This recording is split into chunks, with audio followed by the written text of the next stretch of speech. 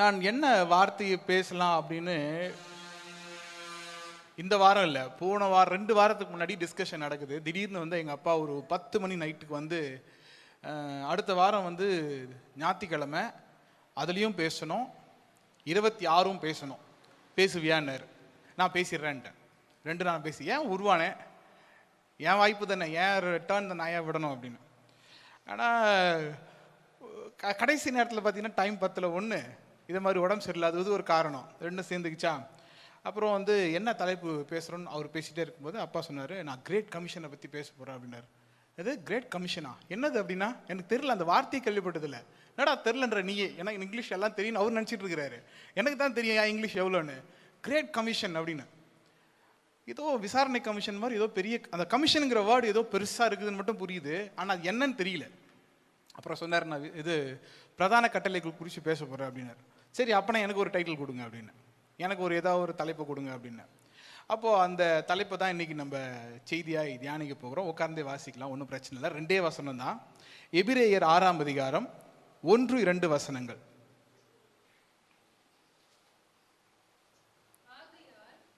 இது எல்லாரும் எடுத்துடுறீங்களா? எடுத்துட்டீங்களா? ஓகே, வாசிக்கலாமா?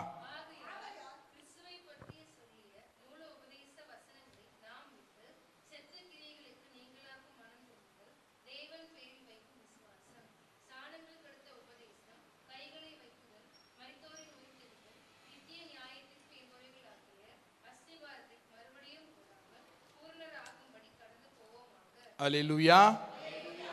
நான் என்ன நினைக்கிறேன்னா, இந்த வசனத்தை எல்லாருமே ஒரே கோரஸா வாசிச்சா நல்லா இருக்கும்னு நினைக்கிறேன். 2 வசனத்தை மாத்திரம் வாசிப்போமா?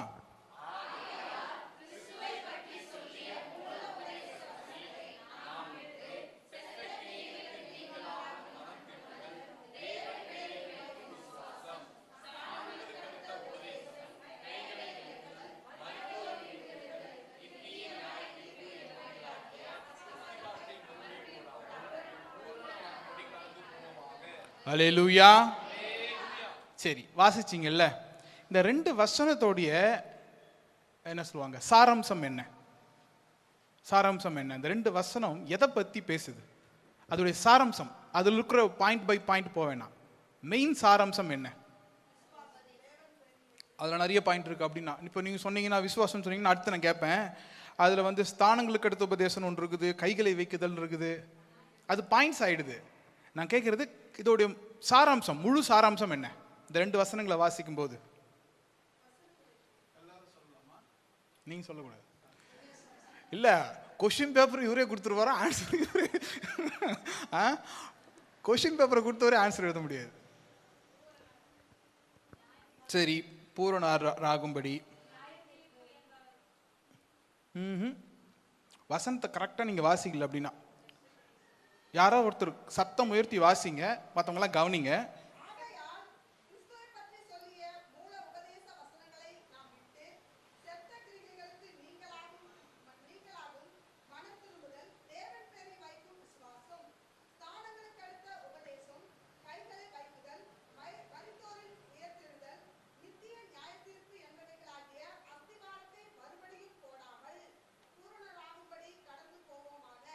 அல்லேலூயா. புடிச்சிட்டிங்களா? செத்த கிரியைகளுக்கு ஓகே, அதுவும் பாயிண்ட், நீங்க வர்றதும் பாயிண்ட். நீங்க என்ன பண்றீங்கன்னா, அந்த நடுவில் இருக்கிற பாயிண்ட்ல இருக்கிறீங்களே தவிர அந்த ஓரத்தில் இருக்கிறத பார்க்கவே மாட்டீங்க. அது என்னமோ முக்கியம் இல்லைன்னு விட்டுறீங்க. கிறிஸ்துவை பற்றி சொல்லிய மூல உபதேச வசனங்கள். அல்லேலூயா. என்னது அப்படின்னா, மூல உபதேச வசனங்கள்னா என்னது? ஆங்கிலத்தில் போட்டிருக்குது எப்படியா, ஃபவுண்டேஷன். இது என்ன ஃபவுண்டேஷன்னா, ஒவ்வொரு கிறிஸ்தவங்களுக்கும் இது ஃபவுண்டேஷன். அல்லேலூயா. ஆனால் இந்த வசனம் சொல்றத கவனிங்க, கிறிஸ்துவை பற்றி சொல்லிய ஃபவுண்டேஷனை நாம் விட்டுணுமா? இது அநியாயமா இருக்குது. கிறிஸ்துவை பற்றிய மூல உபதேச வசனங்கள் என்னது, ஃபவுண்டேஷனை நாம் விட்டு, அதுக்கப்புறம் ஒரு 6 பாயிண்ட் வருது. அந்த 6 பாயிண்ட் முடிஞ்சதுக்கு அப்புறம் என்பவைகளாகிய அஸ்திபாரத்தை மறுபடியும் போடாமல் பூரணராகும்படி கடந்து போவோமாக. அல்லேலூயா. புரிஞ்சுதா? இது புரியாது, கொஞ்சம் கஷ்டம். ஆனால் மறுபடியும் சொல்கிறேன், கவனிங்க. கிறிஸ்துவை பற்றிய மூல உபதேசம், ஒரு ஃபவுண்டேஷனல், கீழே அடுத்த வார்த்தை போட்டிருக்குதுல்ல, ரெண்டாவது வசனத்தில் போட்டிருக்குல்ல, என்பவைகளாகிய அஸ்திபாரத்தை என்ன பண்ணக்கூடாதா? மறுபடியும் போடாமல் நாம் பூரணராகி. ஆமேன், அல்லேலூயா.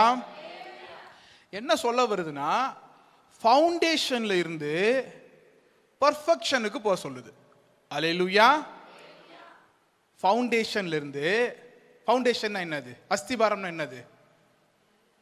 ஒரு வீடு கட்டுறதுக்கு முன்னாடி பேஸ்மெண்ட். அந்த பேஸ்மெண்ட்லயே இருக்காம பேஸ்மெண்ட் என்ன பண்ணுங்க, பர்ஃபெக்ட் ஆகிறதுனா என்னது? அந்த பேஸ்மெண்ட் க்ளோஸ் ஆகணும். அந்த பேஸ்மெண்ட் க்ளோஸ் ஆகணும்னு என்ன பண்ணணும்? அதுக்கு மேல ஒரு கட்டடத்தை கட்டணும். அல்லேலூயா, அல்லேலூயா. அப்போ பேஸ்மெண்ட் என்னன்னு ஃபர்ஸ்ட் தெரியணும். பேஸ்மெண்ட் என்ன சொல்லுங்க பார்க்கலாம். ஒரு கிறிஸ்தவங்களாக மூல உபதேசங்கள்னு சொல்றாங்கல்ல, அது என்னது?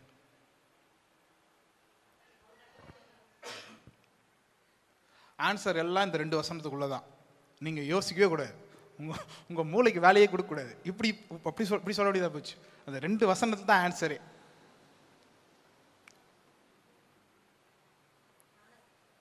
போச்சுடா. ஆகையால் கிறிஸ்துவை பற்றி சொல்லிய மூல உபதேசங்களை நாம் விட்டு, மூல உபதேசங்களை விட்டுணும்னு சொல்லி இருக்குது. அதுக்கப்புறம் வரத்துல வாசிங்களேன். செத்த கிரியைகளுக்கு நீங்களாகும் மனம் திரும்புதல், தேவன் பேரில் வைக்கும் விசுவாசம், சாணங்களுக்கு அடுத்த உபதேசம், கைகளை வைக்குதல், மரித்தோரின் உயிர் தொழுதல், நித்திய நியாய தீர்ப்பு என்பவைகளாகிய அஸ்திபாரம். இதெல்லாம் என்னதுங்க? இந்த 6 தான் என்னது? உங்களுடைய மூல உபதேசம். அல்லேலூயா. ஆனா வசனம் என்ன சொல்லுதுன்னா, இதை விட்டுணுமா, விட்டுட்டு நீங்க என்ன பண்ணணுமா? பர்ஃபெக்ஷனை நோக்கி போகணும். பூரணராகும்படியாக, கம்ப்ளீஷனை நோக்கி போகும்படியாக நீங்கள் முயற்சி பண்ண வேண்டும். அல்லேலூயா. அதனால முதல்ல நம்ம தெரிஞ்சுக்க போறது என்னன்னா, இந்த மூல உபதேசங்கள்லாம் என்னது. ஆமேன். ஃபர்ஸ்ட் மெச்சூரிட்டி, அதாவது அந்த பர்ஃபெக்ஷன் வரணும்னா என்ன பண்ணணும்? ஃபர்ஸ்ட் இது என்னன்னு தெரியணும். இது என்னன்னு தெரிஞ்சாதான் பர்ஃபெக்ஷனுக்குள்ள போக முடியும். எபிரேயர் அந்த அதிகாரத்துக்கு முந்தின அதிகாரம் 5:12 வசனத்தை வாசிங்களேன்.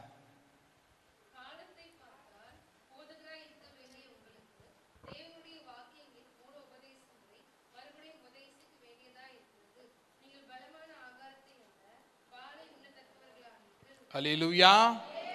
இந்த வசனத்தை என்ன சொல்ல வருதுன்னா, காலத்தை பார்த்தால் அப்படின்னா போற போக்க பார்த்தா, கிட்டத்தட்ட அதான மீனிங்க. காலத்தை பார்த்தால்னா போற போக்க பார்த்தா, பாஸ்டரா இருக்க வேண்டிய நீங்க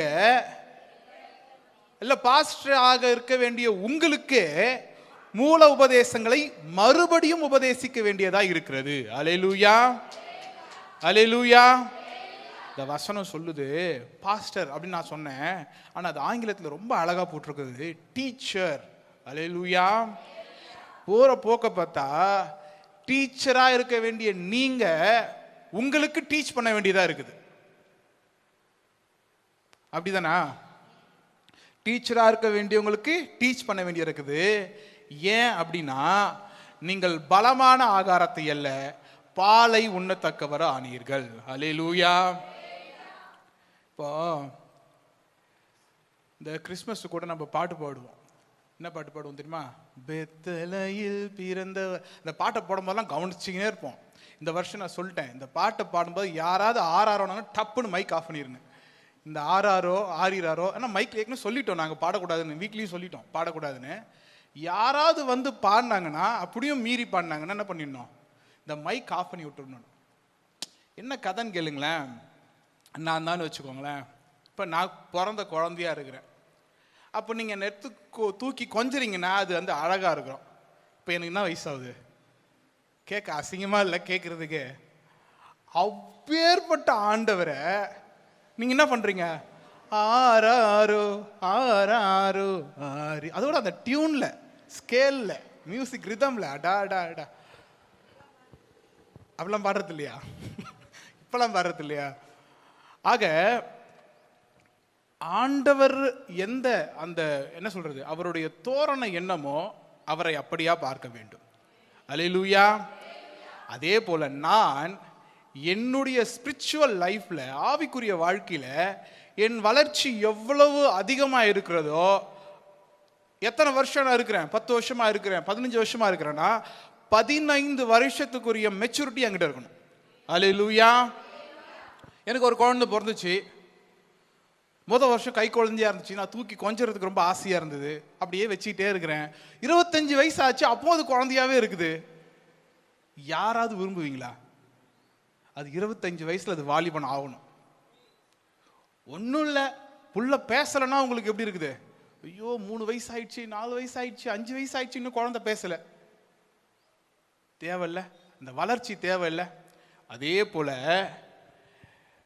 டீச்சரா இருக்க வேண்டிய உங்களுக்கு டீச் பண்ணக்கூடாது. ரெண்டாவது, நீங்கள் பாலை உண்கிறவர்களா இருக்கக்கூடாது. அப்படின்னு என்ன சொல்ல வருது? இன்னும் குழந்தைங்களா இருக்காதீங்க, வளர்ந்து பெரியவங்களாவுங்க. அப்போ கூட என்ன சொல்றதுன்னா, பலமான ஆகாரம் அப்படின்னு என்னது? பலமான ஆகாரம், பலமான ஆகாரம்னு என்னது? ஆங்கிலத்தில் ஸ்ட்ராங் ஃபுட்டுன்னு போட்டிருக்குது. ஸ்ட்ராங் ஃபுட்டா? அதுடா ஸ்ட்ராங்கான ஃபுட்டு. நான் இது புரிஞ்சுக்கிறதுக்காக முயற்சி பண்ணும்போது இன்னொரு இது படிக்கும்போது ஸ்ட்ராங் மீட் அப்படின்னு போட்டிருக்குது. அப்படின்னா என்னது? அட, கறி சாப்பிட்றது. பால் குடிக்கிறவங்களா இருக்கிற நீங்க என்ன பண்ணணுமா? பியூர் நான் வெஜிடேரியனா மாறணும். யாரா மாறணும்? பியூர் நான் வெஜிடேரியன். அல்லேலூயா.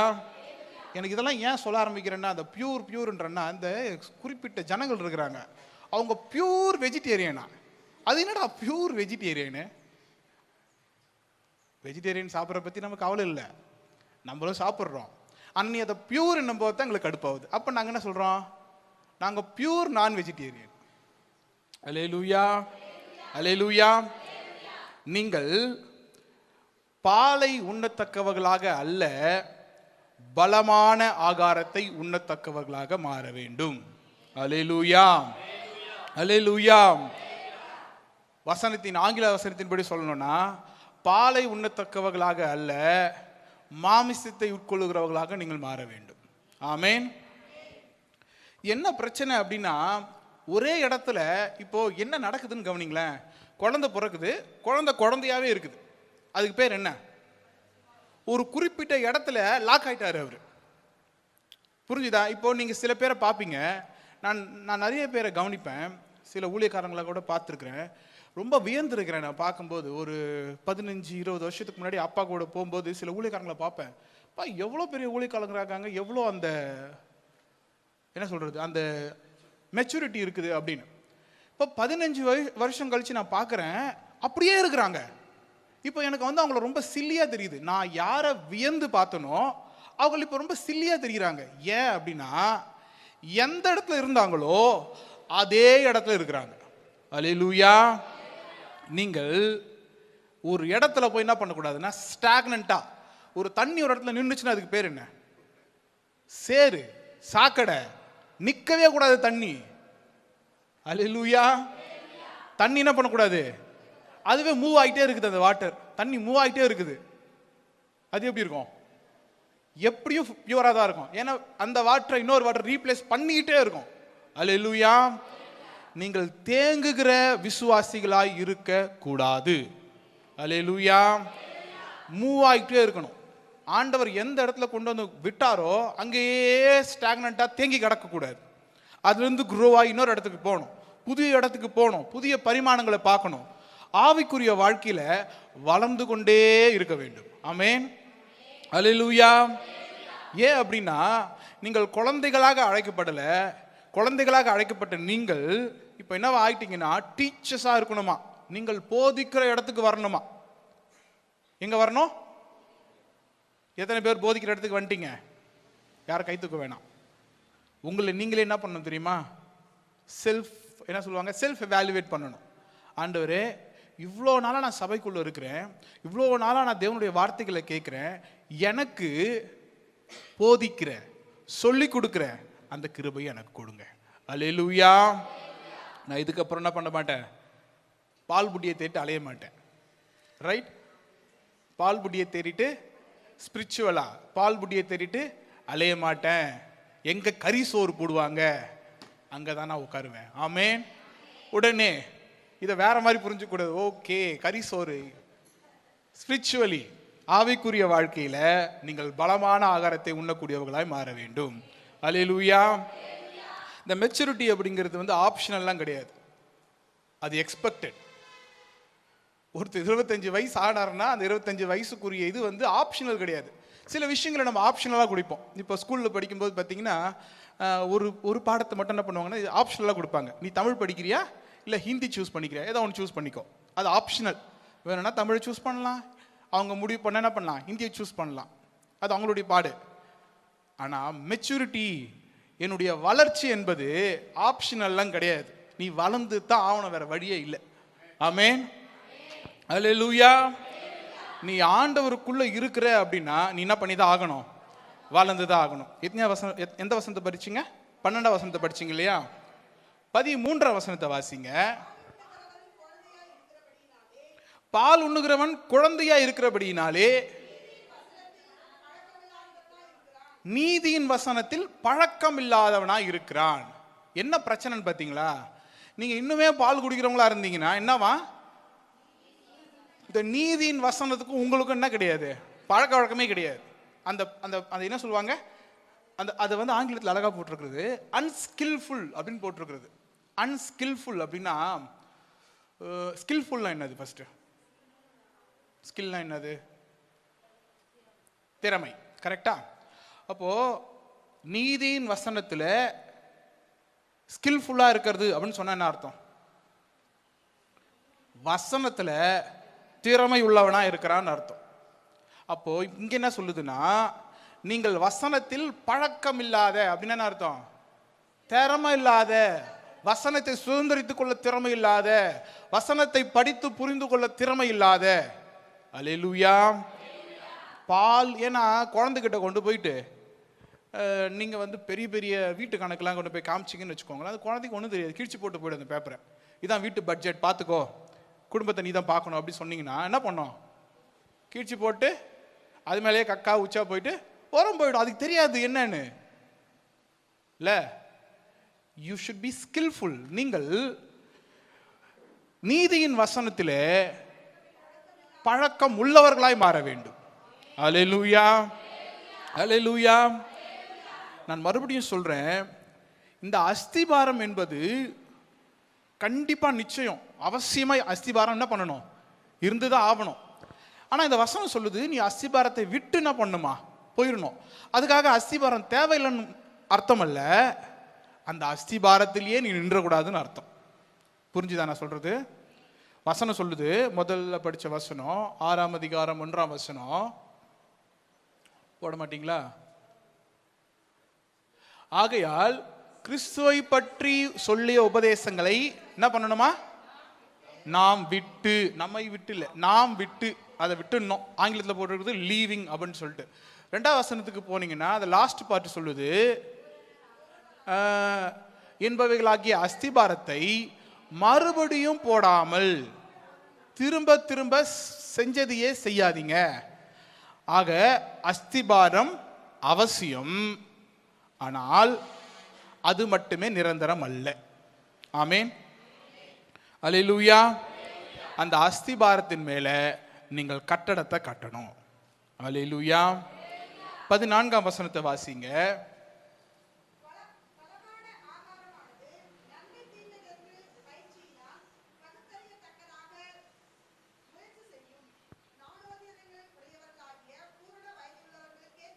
சரி, என்ன சொல்ல வருது இந்த வசனம்? பலமான ஆகாரமானது நன்மை தீமை இன்னதென்று பயிற்சியினால் பகுத்தறியத்தக்கதாக முயற்சி செய்யும் ஞானேந்திரியங்களை உடையவர்களாகிய பூரண வயதுள்ளவர்களுக்கே தகும். இது ஆக்சுவலி 2 பாயிண்ட். அது ஒரே இதுவாக எழுதின ஒன்று என்னென்னமோ சொல்லுதுன்னு யோசிக்க வேண்டாம், ரொம்ப சிம்பிள். பலமான ஆகாரமானது பூரண வயதுள்ளவர்களுக்கே தகும், இதான் ஆங்கிலத்தில் எழுதியிருக்குது. But strong meat belongs to them that are of full age. பூரண வயதுள்ளவர்களுக்கு பலமான ஆகாரம் தகும். அல்லேலூயா. அதுக்கப்புறம் சொல்லுது, இப்போ இந்த இந்த பலமான ஆகாரம் யாருக்கு தானா? Who is mature. யார் மெச்சூராக இருக்கிறாங்களோ அவங்களுக்கு தான். சில பேர், நான் இங்கே நியூசிலாந்து போயிருந்தப்போ ஒரு பையனை பார்த்தேன். எனக்கு கிட்டத்தட்ட ஒரு 27 வயசு மதிப்பு மிக்க பையன். அவன் வந்து பைலட்டுக்காக ட்ரைனிங் ஆகிட்டு இருக்கிறான். அவன் வந்து ஒரு எக்ஸாம்பிள் ஃபெயில் ஆகிட்டான். ஃபெயில் ஆகிட்டு வந்து என்கிட்ட புலம்பிகிட்டே இருக்கிறான். எனக்கு அவனுக்கு சம்மந்தம் இல்லை, பட் தமிழுங்கிறதால நம்ம பேசுகிறோம். அவன் போட்டு புலம்பிக்கிட்டே இருக்கிறான். 27 வயசு ஆகிடுச்சு அவனுக்கு. புலம்புறான். ஒரு நாள் ஆரம்பித்தான், 2வது நாள் வரைக்கும் புலம்புறான். என்னை பார்க்கும்போது தான் புலம்புறான். நான் யோசிக்கிறவன், என்ன பார்க்கும்போது தான் புலம்புறானா? இன்னொருத்தர், என்னோட செஃப் ஒரு ஃப்ரெண்ட் இருந்தாங்க, அவர்கிட்ட கேட்டு எங்கிட்டே தான் ஏன் புலம்புறான் அவன், என்னடா அவன் இப்படியே புலம்பிட்டு இருக்கிறான். அப்புறம் ஒரு நாள் வந்து நாங்கள் டைனிங் ஹாலில் உட்காந்து சாப்பிட்டுட்ருக்குறோம். நான், அந்த பையன், 20 வயசு மதிப்பு மிக்க சின்ன பசங்க, ஸ்கூல் முடிச்சுட்டு வந்த பசங்க, அவனுங்களும் ட்ரைனிங்க்கு வந்துருக்கிறானுங்க. இப்போ அவன் வாய் திறக்கிறான். அவன் வாய் அடைக்கிறதுக்கு 20 வயசு பையன் பதில் சொல்கிறான். நடந்ததை விட்டுட்டு நடக்க போகிறத பற்றி பேசு. யார் சொல்கிறது? 20 வயசு பையன் 27 வயசு பையனுக்கு சொல்கிறான். அல்லேலூயா. இந்த வயது முக்கியமே கிடையாது. நீ என்ன வயசில் இருக்கிற முக்கியம் கிடையாது. உன் மூளை எந்த அளவுக்கு மெச்சூர் ஆகிருக்கிறதுங்கிறது நீ ஆண்டவருக்குள்ளே எப்படி வளர்ந்துருக்குறன்றது தான் காட்டும். ஆமேன். அல்லேலூயா. நான் வந்து வயசு என்னை பார்க்குறதுக்கு நான் பெரிய மனுஷன் மாதிரி தெரியலாம். என் மூளை வளரலன்னு வச்சுக்கோங்களேன், என்னுடைய ஆவிக்குரிய வாழ்க்கையை நான் வளரலன்னு வச்சுக்கோங்களேன், பிரயோஜனமே கிடையாது என் வாழ்க்கை. ஆமேன். ஆக பலமான ஆகாரமானது பூரண வயதுள்ளவர்களுக்கே தகும். அது என்ன பண்ணுன்னு சொல்லி வசனம் சொல்லுது, கவனிங்க.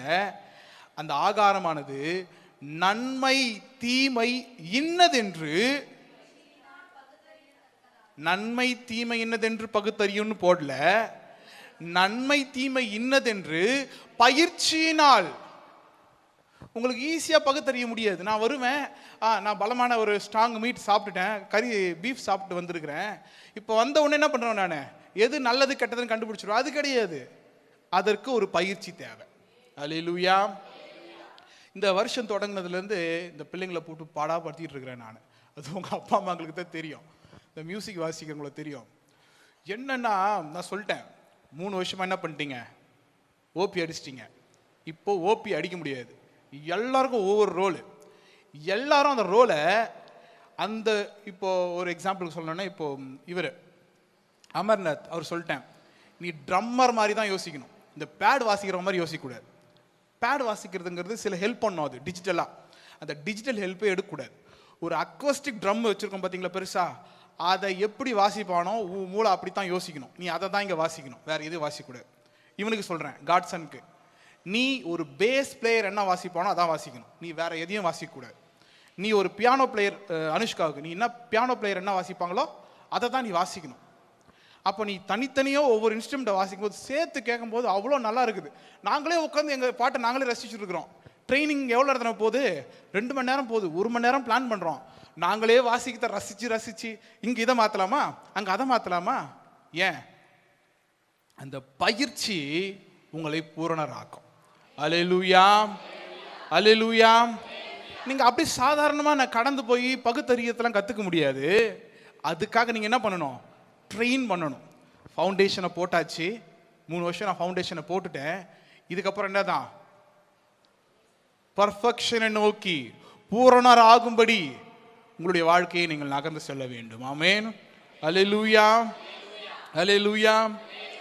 இன்னும் சத்தமா சொல்லாமே. ஆமா, சாம்சன் சொன்ன மாதிரி தூங்குறவங்கலாம் இவ்வளோ உஷாரா இருக்கிறீங்களா. நான் யோசிச்சேன், அவன் சொல்லும் போது யாரும் சொல்ல மாட்டீங்க அப்படின்னு பார்த்தா அதுக்கும் சொன்னீங்களே, இப்போ யாராவது சும்மா அப்படி ரொம்ப கேஷுவலாக கேட்டு பார்ப்போம்னா மாட்டுவீங்க. சரி, பலமான ஆகாரமானது நன்மை தீமை இன்னதென்று பயிற்சியினால் பகுத்தறியத்தக்கதாக முயற்சி செய்யும் ஞானேந்திரங்களை உடையவர்களாகிய பூரண வயதுள்ளவர்களுக்கே தகும். மெச்சூரிட்டி ஆனவங்களுக்கு தான் சோறு. அந்த சோறு இல்லை, மாமிச உணவு. அந்த மாமிச உணவை சாப்பிட்றதுனால அந்த அவங்களுக்கு என்னன்னா, நன்மை தீமை இன்னதென்று பகுத்தறிவது பயிற்சியினால கொடுக்கப்படும். அல்லேலூயா. அல்லேலூயா. இந்த பயிற்சியை குறித்து நான் பேசும்போது எனக்கு ஒரு விஷயம் ஞாபகம், ஏற்கனவே உங்ககிட்ட சொல்லியிருக்கிறேன். இந்த இந்த பயிற்சி என்பது இந்த ப்ரூஸ்லி ஒரு கமெண்ட், ஒரு ஃபேமஸான டைலாக் சொல்லுவார். யாராவது தெரியுமா? ஏற்கனவே சொல்லியிருக்கிறேன். ப்ரூஸ்லி ஒரு ஃபேமஸான dialogue, I fear not the man who practised 10,000 kicks once. அதாவது நான் 10,000 கிக்க 10,000 ஸ்டெப்ஸை அவர் வந்து ஒரு அவர் என்னது மார்ஷியல் ஆர்ட், குத்து சண்டை சொல்லக்கூடாது, மார்ஷியல் ஆர்ட் 10,000 விதமான டெக்னிக்ஸை தெரிஞ்சு வச்சிருக்கிற ஒருத்தனை பார்த்து நான் பயப்பட மாட்டேன். என்னடா சொல்ற? உனக்கு ஒண்ணுதான் ஒரு வித்தை தெரியுன்ற, ஆனா அவனுக்கு எவ்வளவு தெரியுன்றான்? 10,000 வித்தை தெரியும். ஆனா அந்த 10,000 வித்தையை தெரிஞ்சவனை பத்தி நான் பயப்பட மாட்டேன். ஒரே கிக்கு அதை 10,000 முறை ஒருத்தன் பயிற்சி பண்ணியிருக்கான் பார்த்தியா, அவனை பார்த்து நான் பயப்படுவேன். அல்லேலூயா, அல்லேலூயா. நீங்கள் பயிற்சி செய்கிறவர்களாக மறுபடியும் மறுபடியும் மறுபடியும் மறுபடியும் பயிற்சி பண்ணிக்கிட்டே இருக்கணும். அல்லேலூயா. ஆனா அதுல ஒரு விஷயம் இருக்குது. நான் பயிற்சி பண்ணிக்கிட்டே ஒரே விஷயத்தை ரிப்பீட்டடா எதை பயிற்சி பண்றேங்கிறது முக்கியம். ஒரு எக்ஸாம்பிளுக்கு இதை இசை வாசிக்கிறவங்களே எடுத்துப்போமே. எதையோ ஒன்று வாசிக்கிறாங்க, சரியா வாசிக்கல, தப்பு தப்பா வாசிக்கிறாங்க, அதையே பயிற்சி பண்ணிட்டே இருக்கிறாங்க. நான் சொன்னது புரிஞ்சுதா? நான் ஒரு பாட்டு பாடுறேன், அந்த பாட்டுக்கு சம்மந்தம் இல்லாம ஒருத்தன் வாசிக்கிறான், சரியா? அந்த சம்மந்தம் இல்லாததை வாழ்நாள் முழுக்க பயிற்சி பண்றான். அவனால யாருக்காவது ஆபத்து இருக்குதா? அதனால யாருக்காவது புரோஜனம் இருக்குதா? ஆனா நீ பயிற்சி செய்கிறதை, அதனால ஐயோ பயிற்சி செய்ய சொல்லிட்டாங்க, நான் 10,000 தடவை பயிற்சி பண்ண போறேன் அன்றதுக்காக தப்பானதை பயிற்சி பண்ணக்கூடாது. சரியானது எதுவோ அதை திரும்ப திரும்ப திரும்ப பயிற்சி பண்ணி அதே இடத்துல இருக்கக்கூடாது. பிரச்சனை நிறைய இருக்குது. நீங்க பயிற்சி பண்றதுல ஒரே விஷயத்தை பயிற்சி பண்ணவும் கூடாது. ஒரே விஷயத்தை பயிற்சி பண்ணணும், அது தவறானதா இருக்கக்கூடாது.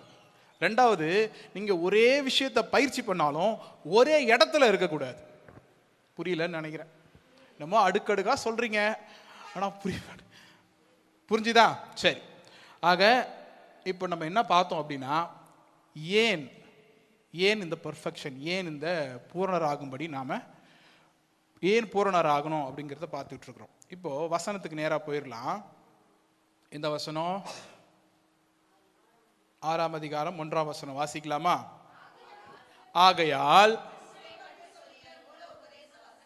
கிறிஸ்துவை பற்றி சொல்லிய மூல உபதேச வசனங்களை நாம் விட்டு, இதுதான் ஆரம்பிக்குது. நம்பர் 1, செத்த கிரியைகளுக்கு நீங்களாகும் மனம் திரும்புதல். இரண்டாவது, தேவன் பேரில் வைக்கும் விசுவாசம். 3, ஸ்நானங்களுக்கு அடுத்த உபதேசம். 4, கைகளை வைக்குதல். 5, மரித்தோரின் உயிர்த்தெழுதல். 6, நித்திய நியாய தீர்ப்பு என்பவைகளாகிய அஸ்திபாரங்கள். அல்லேலூயா. மொத்தம் 6 டாபிக். மனம் திரும்புதல், விசுவாசம், ஸ்நானங்களுக்கு அடுத்த உபதேசம், கைகளை வைக்குதல், மரித்தோரின் உயிர்த்தெழுதல், நித்திய நியாய தீர்ப்பு. அல்லேலூயா. ஒவ்வொன்றா போவோமா? ஃபர்ஸ்ட் என்னது? பாதி சொல்லிட்டீங்க, பாதி விட்டீங்களே. அது கரெக்டா அங்கிருந்து ஆரம்பிங்க. செத்த கிரியைகளுக்கு நீங்களாகும் மனம் திரும்புதல். ஆமென். சரி, இப்ப செத்த கிரியைகள்னா என்னன்னு சொல்லுங்க பார்க்கலாம். இல்ல அந்த வார்த்தையை அப்படி டிரான்ஸ்லேட் பண்ணுங்க பார்க்கலாம். செத்த கிரியைகள், செத்த கிரியைகள். கிரியைகள் என்ன? செத்ததுன்னா ஓகே, டெட்ன்ட்டீங்க. கிரியைகள் என்னது? ஓகே, செயல்படுதல். இப்போ அந்த வசனத்தை புரிஞ்சுக்க முயற்சி பண்ணுவோமா? செத்த கிரியைகளுக்கு நீங்களாகும் மனம் திரும்புதல்.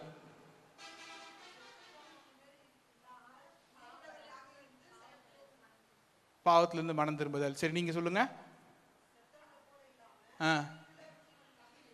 சரி சரி, ஓகே. வேற ஏதாவது இருக்குதா அர்த்தம்? நீங்க உங்களோட புரிதலை சொல்லலாம், ஒன்றும் தப்பு இல்லை. வாயை திறந்து பேசினதான் ஓகே, நம்மளோட இது என்னன்னு தெரியும் இல்ல, அதுக்கு தான் நாங்க பேச மாட்டோம்ன்றீங்களா? சரி, நம்ம அடிக்கடி ஜெபம் பண்ணும்போது இந்த பிசாசின் கிரியை அப்படின்னு சொல்லிட்டு கட்டி சபிக்கிற ஆண்டவர், இந்த பிசாசின் கிரியைன்றீங்கல்ல, இந்த கிரியைனா என்னது? சரியான வேர்டு சொல்லுங்க தமிழ்ல. கிரியைன்றீங்கல்ல, கிரியை என்ன வேர்டு சொல்லுங்க. செயல்ன்றீங்க. இன்னும் கூட ஒரு நல்ல ஈஸியான வேர்ட், நம்ம அடிக்கடி டெய்லி பயன்படுத்துகிற சாதாரண வேர்ட், கிரியை. கிரியை என்னது? யார் சொன்னது வேலைன்னு? கரெக்டாக சொன்னீங்க. கிரியைனா வேலை. நீ செய்கிற வேலை டெட் ஒர்க். அதாவது ஆங்கிலத்தில் இப்படி அழகாக போட்டிருக்குது, எங்கே போட்டிருக்குதுன்னு தெரியலையே, டிரான்ஸ்லேஷனை காணுமே. ஆங்கிலத்தில் போச்சு, எங்கேயோ விட்டேன்.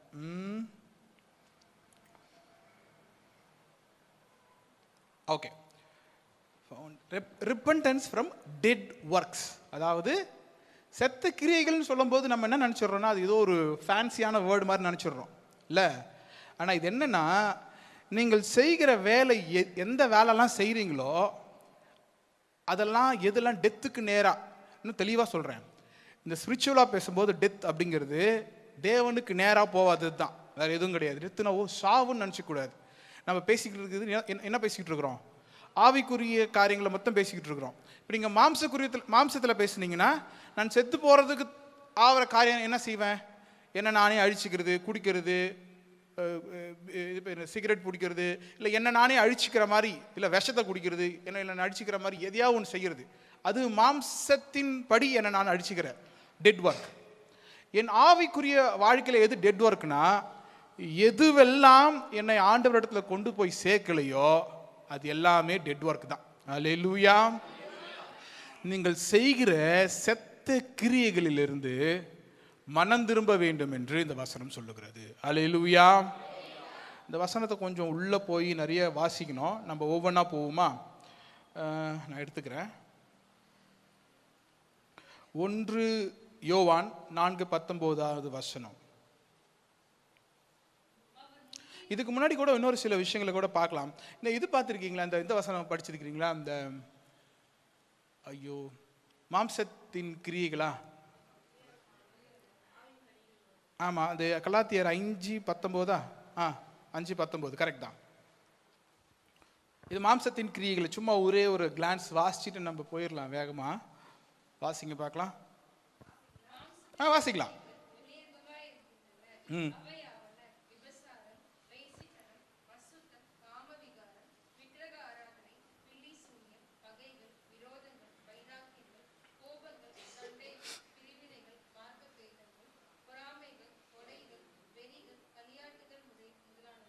அல்லேலூயா. இதெல்லாம் என்னவா? மாம்சத்தின் கிரியை. மாம்சத்தின் கிரியைனா என்னது? மறுபடியும் கிரியைனா ரொம்ப ஃபேன்சியாக யோசிக்க வேணாம். என் மனுஷ உடம்பு செய்கிற வேலை இதெல்லாம் என்னென்ன வேலை செய்தான்? இது ஒரு ஒர்க்கு, சூப்பரான ஒர்க்கு பாருங்களா. ஃபர்ஸ்ட் ஒர்க் என்னது?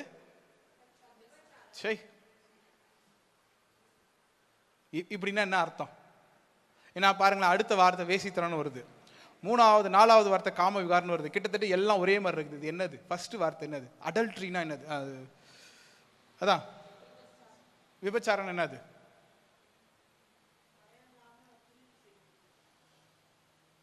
கணவன் மனைவி உறவுல இன்னொரு ஆள் வந்துட்டா அது விபச்சாரம். அல்லேலூயா. சிம்பிள். கணவன் மனைவி உறவுக்குள்ள அவங்க 2 பேர் தான் இருக்கணும். அவங்கள தாண்டி யார் வந்தாலும் அது விபச்சாரம். அடுத்த வார்த்தை வேசித்தனம்னு போட்டிருக்குது. அது ஆங்கிலத்தில் எப்படி போட்டிருக்குது? செக்ஷுவல் இம்மோராலிட்டி அப்படின்னு போட்டிருக்குது. நான் நியூசிலாந்து போயிருந்தப்போ இந்த ஃப்ரெண்டு ஒருத்தர் எனக்கு இருந்தாப்புல, தம்பி ஒருத்தன் கார்த்தின்னு. அவர் கூட தான் சேர்ந்து ஊர்லாம் சுற்றிக்கிட்டு இருப்போம். ஒரு குறிப்பிட்ட ஊருக்கு நாங்கள் போயிருந்தோம். அது ஆம்னர் ஸ்ப்ரிங்னு, அதாவது இயற்கையிலேயே பூமியிலிருந்து சுடு தண்ணி வர்றது. கேள்விப்பட்டிருக்கீங்களா? இயற்கையாகவே பூமியிலிருந்து சுடு தண்ணி வரும். அது பேர் ஹாட் ஸ்ப்ரிங்குன்னு சொல்லுவாங்க. ஹாட் ஸ்ப்ரிங்குன்னு சொல்லுவாங்க. அது என்னென்னா, இந்த பூமிக்குள்ள இருக்கிற அந்த எரி குழம்புகள், எரிமலைகள் ஏதாவது ஒரு தோட்டத்தை இது ஆகி அது உங்களுக்கு தண்ணி உள்ளேருந்து வெளியே வரும்போது சுடு தண்ணியாக வரும். அது வந்து ஒரு சின்ன இது மாதிரி பூல் மாதிரி கட்டி வச்சுருப்பாங்க அங்கங்கே குளங்களா. அதில் போய் நீங்கள் என்ன பண்ணலாம், குளிச்சுட்டு கொஞ்சம் இது பண்ணிட்டு வரலாம். அந்த இடத்துக்கு நாங்கள் டிக்கெட்லாம் வாங்கிட்டு போகிறோம். நாங்கள் 2 பேரும் போகிறோம், சுற்றி வரோம். சுற்றி எல்லாத்தையும் எல்லா இதுலேயும் குளிச்சுட்டு, குளங்கள்லையும் குளிச்சுட்டு விளையாடிட்டு, அமகலம் சரியான அமகலம். 35 வயசுங்கிறது அன்றைக்கி மறந்துடுச்சு எனக்கு. அன்றைக்கி வந்து நான் என்னமோ 15 வயசு பசங்க மாதிரி 2 பேரும் சரியான அடித்து பிடிச்சிக்கிட்டு சண்டை போட்டு விளையாடிட்டு இருந்தோம். நான் முடிச்சுட்டு வரும்போது கேட்குறேன், ஏன் இவங்கெல்லாம் ஒரு மாதிரி நம்மளை பார்க்குறாங்க அப்படின்னா. ஏன் இவனுங்களாம் ஒரு மாதிரி நம்மளை பார்க்குறாங்களே, என்னடா அப்படின்னு. நம்மளை அவங்கன்னு பார்க்குறாங்கன்னா, எனக்கு அப்படியே கொஞ்சம் நேரத்துக்கு கப்புன்னு வாரி போட்டுச்சு. நீ தள்ளி நட, நீ கிட்ட வராது என்கிட்ட. எனக்குலாம் அவனுக்கு அது பழகிடுச்சு. அவன் 7 வருஷமா அந்த ஊர்ல இருக்கிறான்.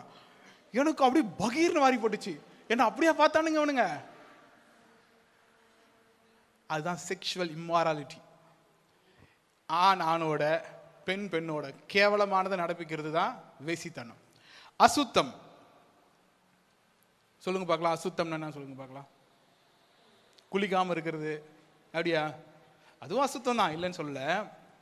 வசனத்தின் படி சொல்லணும்னா அன்கிளீன்னஸ் அப்படின்னு போட்டிருக்க வார்த்தைக்கு என்னன்னா, இந்த சிந்தனை இருக்கு பார்த்தீங்களா, பார்க்கறதுக்கு அப்படியே அப்படியே வெள்ளை துணி வெள்ளை பேண்ட் தான், உள்ள நினைக்கிறது ஃபுல்லா.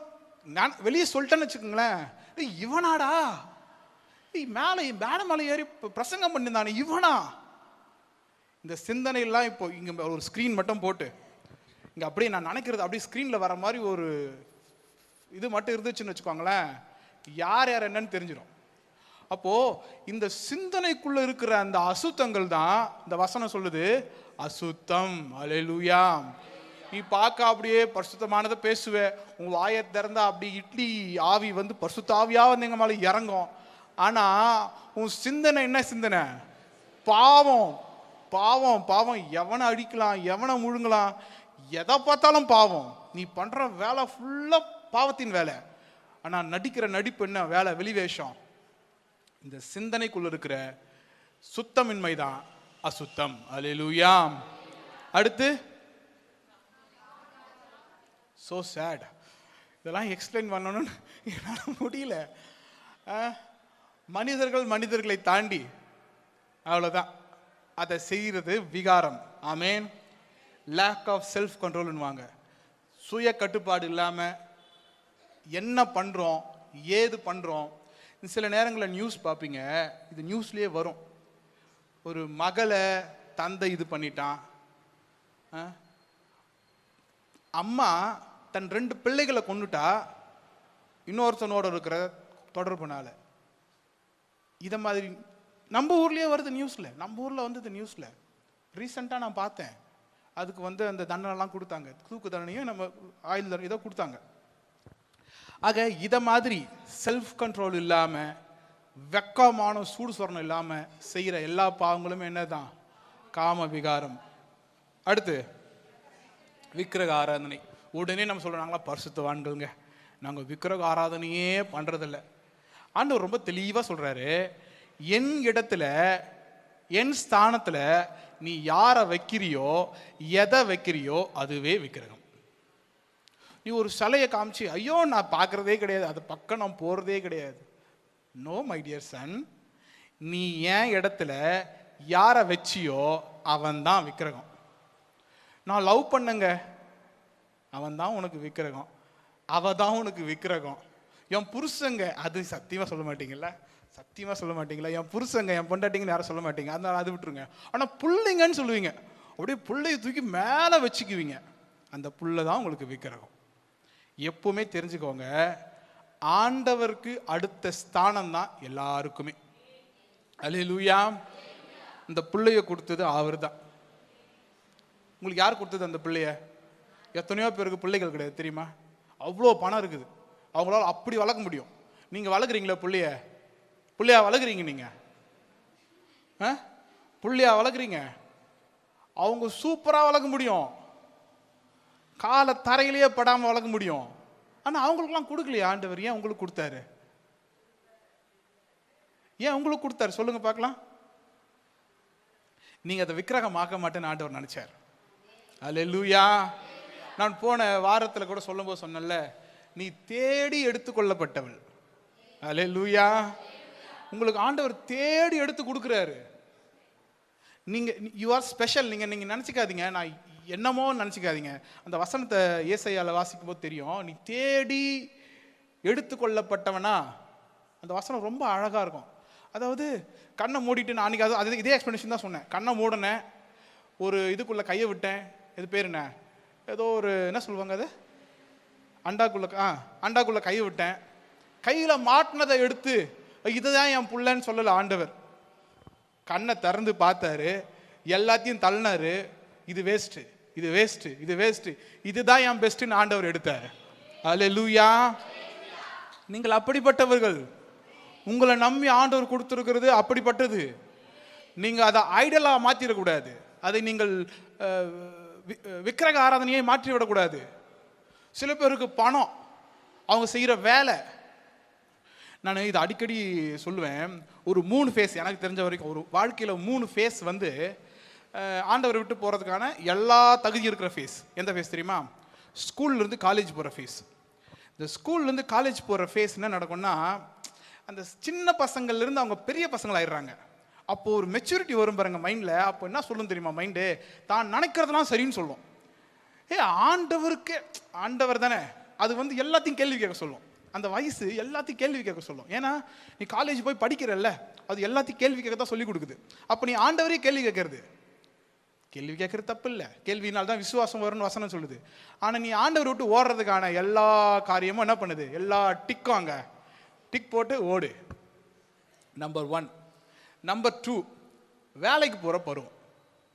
இந்த வேலைக்கு போன உடனே கையில் காசை பார்த்த உடனே, நான் இத்தனை நாள் சர்ச்சுக்கு வந்தது எதுக்கு? ஆண்டவர் ஏதாவது நன்மை செய்வார், நன்மை செய்வார், நன்மை செய்வார். என்கிட்ட எதுவுமே இல்லை. ஆண்டவர்கிட்ட பிச்சருக்கு தான் வந்தேன். ஆண்டவரே எனக்கு உதவி செய்யுன்னு கேட்க தான் வந்தேன்.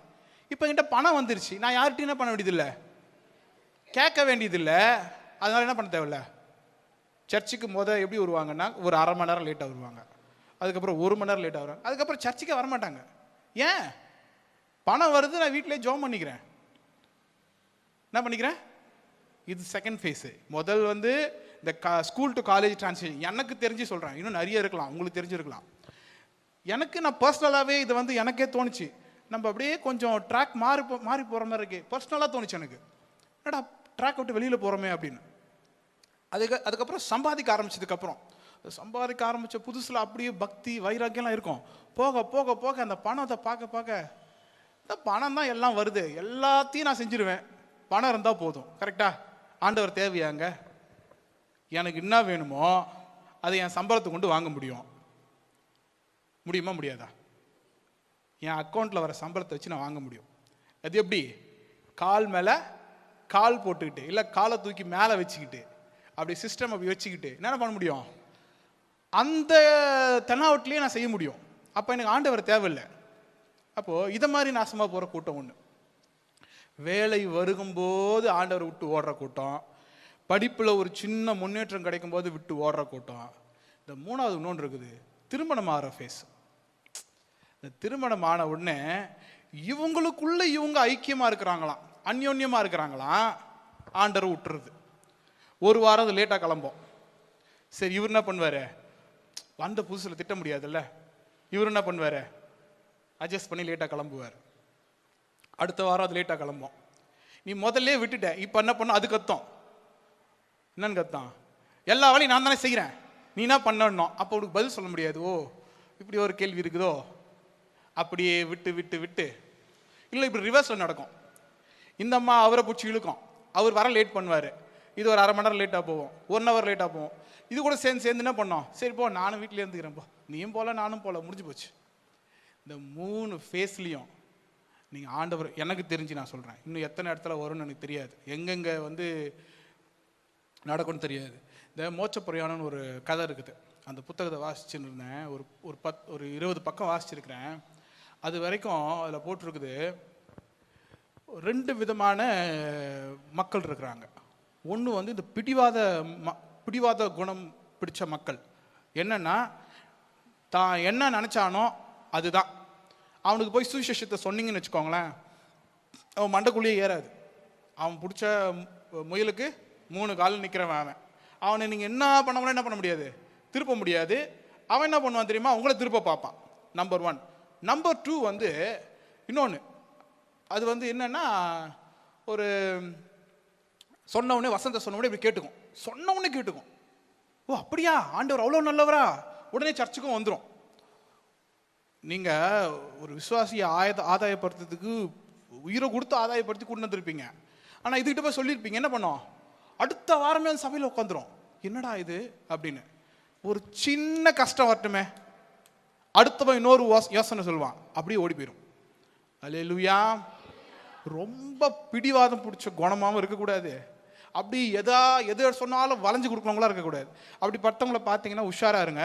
இவங்க என்ன பண்ண போகிறாங்க, ரொம்ப வளைகிறாங்க எல்லாத்துக்கும்னா, இவங்க ஒரு சின்ன இது வந்தால் போதும், துரும்ப வந்து விழுந்தால் போதும், என்ன பண்ணுவாங்க, ஐயோ அம்மான்னு எகிரி குச்சி ஓடிடுவாங்க ஆண்டவர் விட்டு. அல்லேலூயா.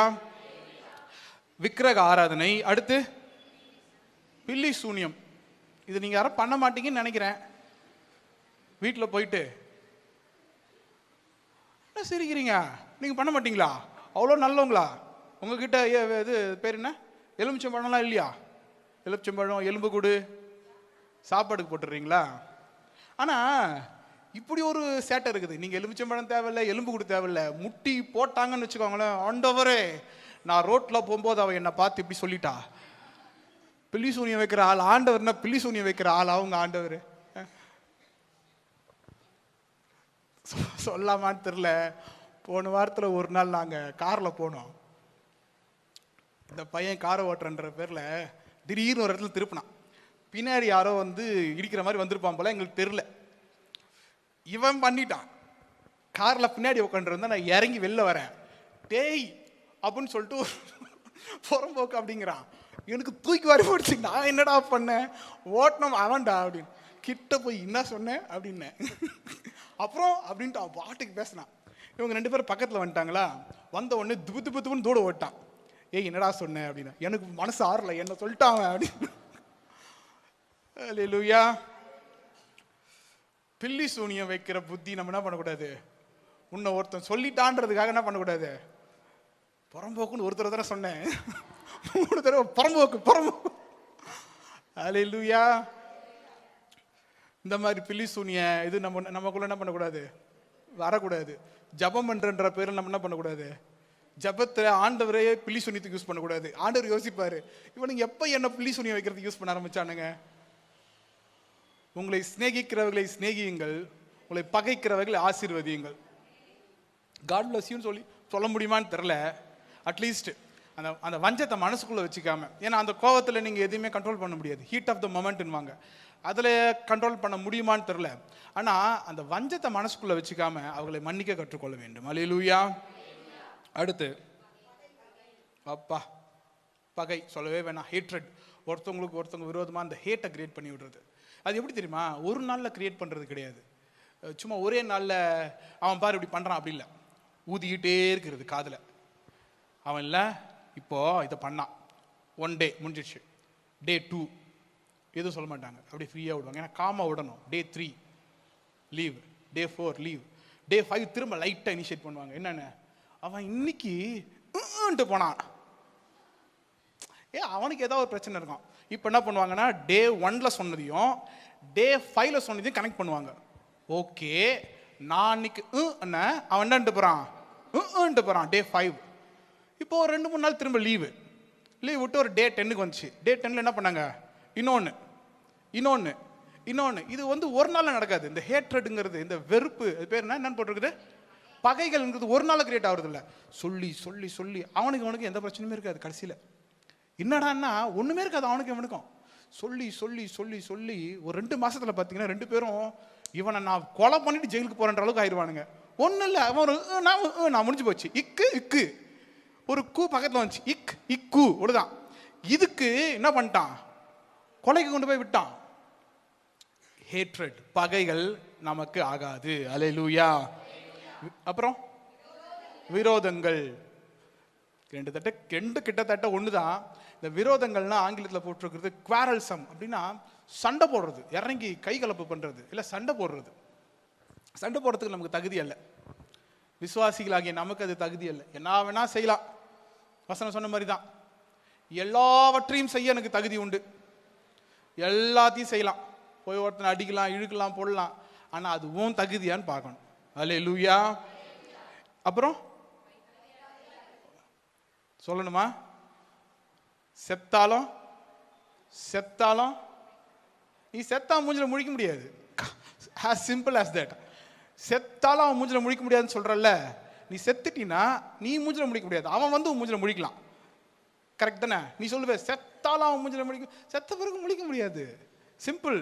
அவன் வந்து முடிச்சு துப்பிட்டு கூட போகலாம், ஒன்னால ஒன்றும் பண்ண முடியாது. நீ செத்து போய் கிடக்குற, தூண் துப்புறான் காரி, என்ன பண்ணுவ? என்னையோடி துப்புன, எந்திரிப்பியா எந்திரிப்பியா? விரோதங்கள், அது என்னது? வைராக்கியங்கள். வைராக்கியங்கள் அவசியமே கிடையாது. வைராக்கியங்கள் அவசியமே கிடையாது. நான் நிறைய பேரை பார்த்துருக்கிறேன், வாழ்க்கையை இழந்து போயிருக்கிறாங்க. ஒருத்தவங்க கிட்ட பேசாம இருந்து என்ன காரணம் எது காரணம் தெரியாது, சின்ன சண்டைக்கு சின்ன ஒரு மன வருத்தத்துக்கு அதை சரி பண்ணியிருக்கலாம். ஆனால் சரி பண்ணாமல் பேசாமல் விட்டு இப்போ வைராக்கியமாக ஆகி, அது கிறிஸ்தவங்களுக்கு அது அவசியம் இல்லை. கூடுமான அளவுக்கு நீங்கள் என்ன பண்ணிடணும் தெரியுமா? நான் உங்களுக்கு ஒன்று சொல்லித்தரேன்.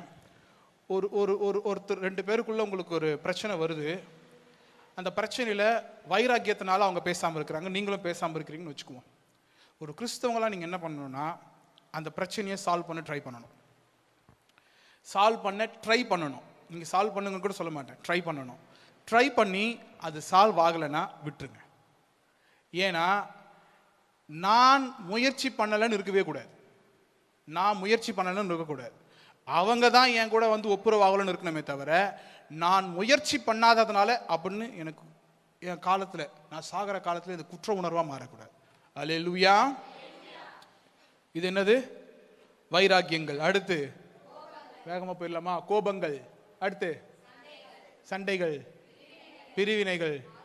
ஒவ்வொன்றா போனோம்னா இது செய்தி இல்லை, இது நான் ப்ரிப்பேரும் பண்ணல, என் டாபிக் வேறு. அதனால எத்தனை மணிக்கு கொடுத்தீங்க மைக்கு எத்தனை மணிக்கு கொடுத்தீங்க? 12:15, முக்கால் மணி நேரம் போயிடுச்சு. சரி, நான் இப்போ செய்திக்குள்ளே வந்துடலாம். கோபங்கள், சண்டைகள் தெரியும்ல. கோபம்னா ஆங்கர், அவசியம் இல்லாத கோபங்கள், ஒன்றுத்துக்கும் பிரயோஜனம் கிடையாது. நீங்கள் கோபப்படுற நிறைய விஷயம் ஒன்றுத்துக்கும் பிரயோஜனம் கிடையாது. சண்டைகள், பிரிவினைகள், இது ரொம்ப ஏற்கனவே சொன்ன கதை தான். இந்த கதை தான், இந்த 4 எருது கதை தான். உங்களுக்குள்ளே என்ன இருக்கக்கூடாது? பிரிஞ்சிங்கன்னா நரி எச்ச கறிக்காக என்ன பண்ணுருவான்? அவங்கள சிங்கத்துக்கு உங்களுக்கு விரையாக கொடுத்துருவான். அதனால கவனமாக இருக்கணும். மார்க்க பேதங்கள். இது என்னது? இது மார்க்க பேதங்கள்.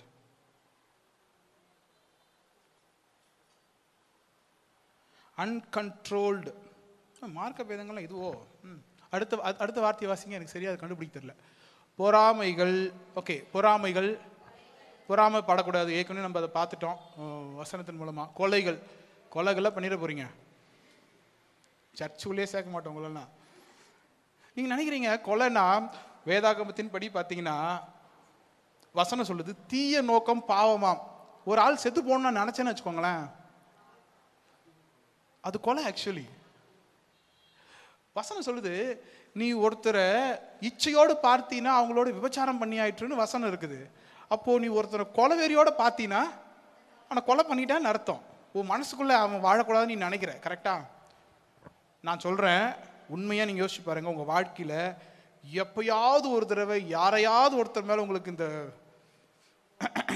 இருந்துச்சுன்னா, இருக்கும், வரும், மாம்சம் வரணும். வந்துச்சா?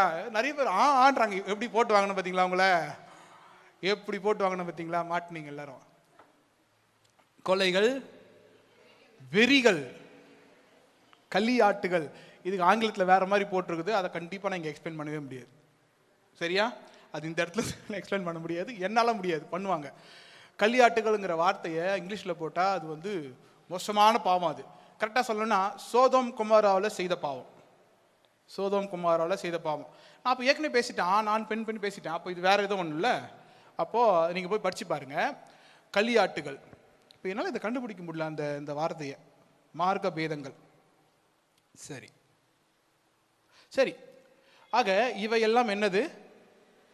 மாம்சத்திலிருந்து வெளிப்படுகிற கிரியைகள், செயல்கள், வேலைகள். இப்போ இதிலிருந்து விலகி நான் என்ன பண்ணணும்? இந்த மாதிரி செத்த கிரியைகளுக்கு விலகி நான் என்ன பண்ணணும்? மனம் திரும்ப வேண்டும். அல்லேலூயா. இப்போ நான் வசனத்தில் போயிடுவோம். 1 யோவான் 4:19 வசனம், 4ஆம் அதிகாரம் 19ஆம் வசனம்.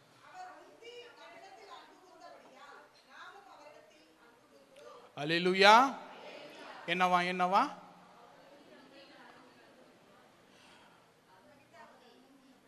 அந்த வசனம் ஒரு மாதிரி எழுதியிருக்குதே, ஒரு மாதிரி தப்பா எழுதியிருக்கிற மாதிரி தெரியல. அவர் முந்தி நம்ம இடத்துல அன்பு கூர்ந்தபடியால். அது முந்தி பிந்திலாம் படிச்சீங்கன்னா, அந்த வசனத்தை முந்தி பிந்தி படிச்சீங்கன்னா இந்த முந்தி என்னன்னு புரியும். என்னன்னா, அவர் முந்தி நம்ம இடத்தில் அன்பு கூர்ந்தபடியால் நாமும் அவரிடத்தில் அன்பு கூறுகிறோம். இல்லைன்னா நீங்களே அன்பு கூற மாட்டேன்னு சொல்றாரு. இதான் அர்த்தம். நீங்க முன்னாடி படிச்சு பார்த்தீங்கன்னா தெரியும். Just because he loved you, you are loving him. அவர் உன்னை நேசித்ததுனால நீ நேசிக்கிறியே தவிர நீ அவரை நேசிக்கல. இதுதான் வசனம். அல்லேலூயா. எப்படிப்பட்டவங்களா நம்ம இருக்கணும் தெரியுமா? அவர் என்னை நேசிக்கிறாரு, அதனால திரும்ப நேசிப்போன்னு நேசிக்க கூடாது. என் அப்பா அவரு, அதனால நான் அவரை நேசிக்கிறேன். அல்லேலூயா. என்ன தெரியுமா, ஒவ்வொரு காரியத்தையும் செய்யும் போது ஒரு அப்ரூவலுக்காக, சரி இதை வந்து நம்ம செய்யும் போது ஓகே நம்மளை வந்து இப்படி சொல்லுவாங்க, நம்மளை இப்படி நினைப்பாங்க. இப்போ நம்ம சர்ச்சில் வந்து எல்லாரும் இதில் நம்ம ஜோம் பண்ணும்போது நம்ம என்ன நினைப்பாங்க, பரவாயில்ல பரிசுத்தமான நல்ல ஆள் போல இருக்குது.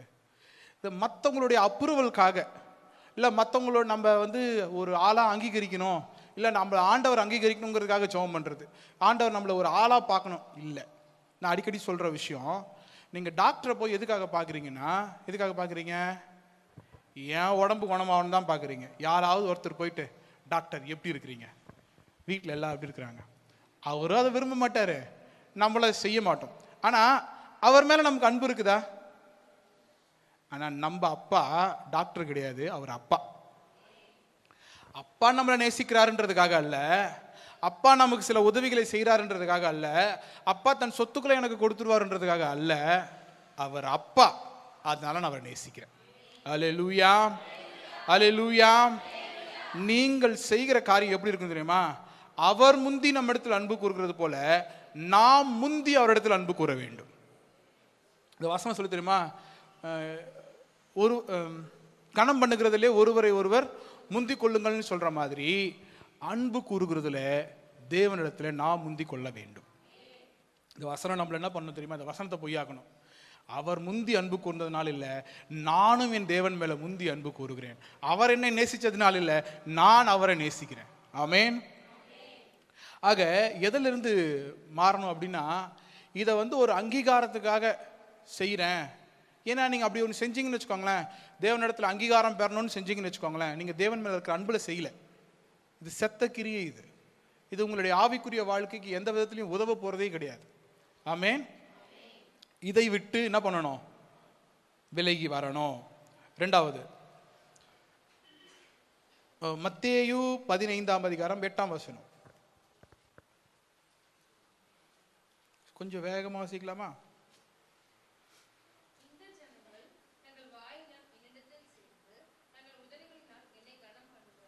அல்லேலூயா. போதும், அவ்வளவுதான். தங்கள் வாயினால் என்னிடத்தில் சேர்ந்து முடியல, என் உதடுகளால் என்னை கனம் பண்ணுகிறார்கள், அவர்கள் இருதயமோ எனக்கு தூரமாய் விலகி இருக்கிறது. இதுக்கு ஒரு கதை நம்ம சர்ச்சில் அடிக்கடி சொல்லி கேட்டுருப்பீங்கன்னு நினைக்கிறேன். ஞாபகம் இருக்கா யாருக்காவது? ஒரு குட்டி பையன்தானா, ஜோமனானா, அப்பா ஏசப்பா எங்கள் அப்பாவுக்கு ஒரு அடி இறங்கி வரும், எங்கள் அப்பாவுக்கு ஒரு அடி இறங்கி வரும்னு. பாஸ்டர் ஏதோ சின்ன பையனாக இருக்கிறான், சின்ன குழந்தைங்க ஜோம் பண்ணும்போது அது ஏதோ ஒன்று சொல்ல, நமக்கு ஏதோ ஒன்று புரியும். அப்போ நினச்சிட்டு என்ன பண்ணாரா, சரி இப்போ குழந்தையா இருக்கிறான், அதுவும் கேட்க வேணாம். அவன் வளர்ந்து பெரியவன் ஆயிட்டான். ஒரு கிட்டத்தட்ட ஸ்கூல் படிக்கிற பையன், இல்லை காலேஜ் படிக்கிற வயசு ஆயிடுச்சு. அப்போது ஜோம் பண்ணுறான், ஆண்டவரே எங்கள் அப்பாவுக்கு ஒரு அடி இறங்கி வா, எங்கள் அப்பாவுக்கு ஒரு அடி இறங்கி வா. அப்போ தான் அவனுக்கு டவுட் வந்துடுச்சு பாஸ்டருக்கு, இந்த பையன் என்ன ஜோம் பண்ணுறான்னு கூப்பிட்டு விசாரிப்போன்னு சொல்லிட்டு கூப்பிட்டு விசாரிச்சா, பையன் சொல்கிறான், எங்கள் அப்பா ரொம்ப நல்லவர், எங்கள் அப்பா ரொம்ப பக்தி உள்ளவர். ஆனால் எங்கள் அப்பா நிறைய வாயில் பேசுவார், ஆண்டவரை பற்றி நிறைய பாட்டு பாடுவார், நிறைய வேதம் வாசிப்பார், எப்போ பார்த்தாலும் ஆண்டவரை பற்றியே பேசுவார். ஆனால் இங்கே அவர் இல்லை. அல்லேலூயா. நான் பாட்டு பாடுறதுனால நான் டெய்லி ஜெபம் பண்ணுறேன் 5 to 6, 6 to 7.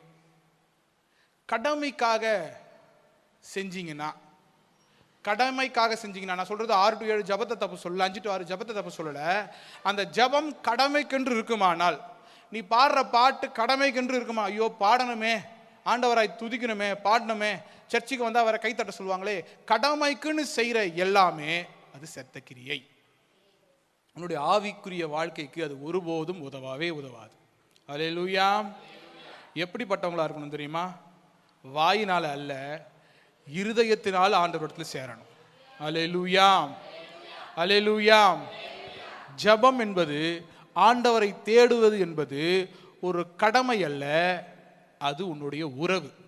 உனக்கும் ஆண்டவருக்குமான உறவுக்காக நீ செய்கிற. இது வந்தா செய்யணும், இது வேற. முட்டி வேற போடணும், இது வேற இல்லை. அப்படி இல்லை. அப்படி ஒரு வேளை உங்களுக்குள்ள இருந்துச்சு, சிந்தனை இருந்துச்சுன்னா, ஆலயத்துக்கு வந்தா இதெல்லாம் செய்ய சொல்லுவாங்க, அதுக்காக நான் செய்கிறேன் அப்படின்னு செய்வீங்களான்னா தயவு செஞ்சு செய்யாதீங்க. யாரும் செய்யாதீங்க. அப்படி செய்கிறவங்க யாரும் செய்யாதீங்க. இல்லை இது வேற சர்ச்சுக்கு போடலாம் வேற கேட்பாங்க, அப்படி யாரும் வராதிங்க சர்ச்சுக்கு. அப்படி யாரும் வர வேண்டாம். ஆண்டவரை நான் பார்க்க போகிறேன். இந்த பாஸ்டரை பார்க்க போக வரல, இவங்க பாடுறவங்கள பார்க்க போக வரல, இந்த மியூசிக்கை கேட்க நான் வரல. எதுக்காக வரேன்? என் ஆண்டவரை நான் பார்க்க போகிறேன். அல்லேலூயா. அதுதான் நல்ல கிரியை, அதுதான் ஆவிக்குரிய கிரியை. அடுத்து வேகமாக போவோமா? நேரம் நமக்கு ரொம்ப கம்மியாக இருக்குது. ரோமர் 8ஆம் அதிகாரம் 13ஆம் வசனம்.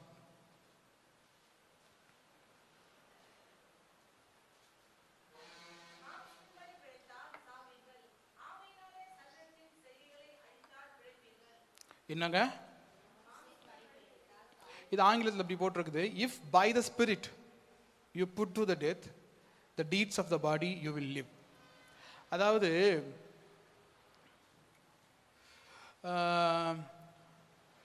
ஒரு எக்ஸாம்பிளுக்கு சொல்லணும்னு வச்சுக்கோங்களேன். ஒரு காரியத்தை செய்யணும். இப்போ ஒரு குறிப்பிட்ட பாவத்தில் சிக்கியிருக்கிறோன்னு வச்சுப்போமே, இல்லை ஒரு குறிப்பிட்ட பாவத்தை செய்கிறோம். தண்ணி அடிக்கிறேன்னு வச்சுப்போமே, தண்ணி அடிக்கிறேன், சாராயம் குடிக்கிறவனா இருக்கிறேன் நான். இப்போ நான் என்ன பண்ணணும்? இந்த பாவத்துட்டு வெளியில் வரணும். நான் என்ன பண்ணுறேன்? என் சொந்த முயற்சியினால், என்னுடைய ஓன் வில் பவர்னால, என்னுடைய கட்டுப்பாடுனால இதை கட்டுப்படுத்துகிறேன். அப்படின்னா வசனம் சொல்லுது, நீ உன் மாம்சத்தின்படி ஒரு விஷயத்தை உன் ஓன் பவரில், வில் பவரில், ஆங்கிலத்தில் போட்டிருக்குது வில் பவர்னால நீ ஒன்று செஞ்சினா அது செத்த கிரியை. உன்னோட வில் பவர்ல ஆகிறது கிடையாது, என்னுடைய ஆவியினால ஆகிறது. அல்லேலூயா. நீ எதை செய்தாலும் அது எதை கொண்டு செய்யணுமா? ஆண்டவருடைய ஆவியை கொண்டு, அவருடைய ஆவியினாலே செய்யணும். என்னுடைய சுயத்தினால நான் செஞ்சேன்னா அது என்ன ஆகாது? நான் ஒருவேளை நான் ஒரு மாதம் 2 மாதம் நான் என்ன பண்ணலாம்? என் சுய கட்டுப்பாடுனால நான் குடிக்காமல் இருக்கலாம். ஆனால் மறுபடியும் என்ன வரும்? அந்த இடத்த பார்த்த உடனே பண்ணி சாக்கடையை பார்த்து ஓடுற மாதிரி நான் என்ன பண்ணுவேன்? சாராயத்தை நோக்கி ஓடுவேன். எல்லாம் டயர்ட் ஆயிட்டீங்க. வீட்டுக்குள்ள ஒரு 4 தலைகாணி தான் இருக்குது. இல்லைன்னா உங்க எல்லாருக்கும் ஒவ்வொன்று கொடுக்க சொல்லுவேன். எனக்கு அந்த அளவுக்கு நல்ல மனுஷன் நான்.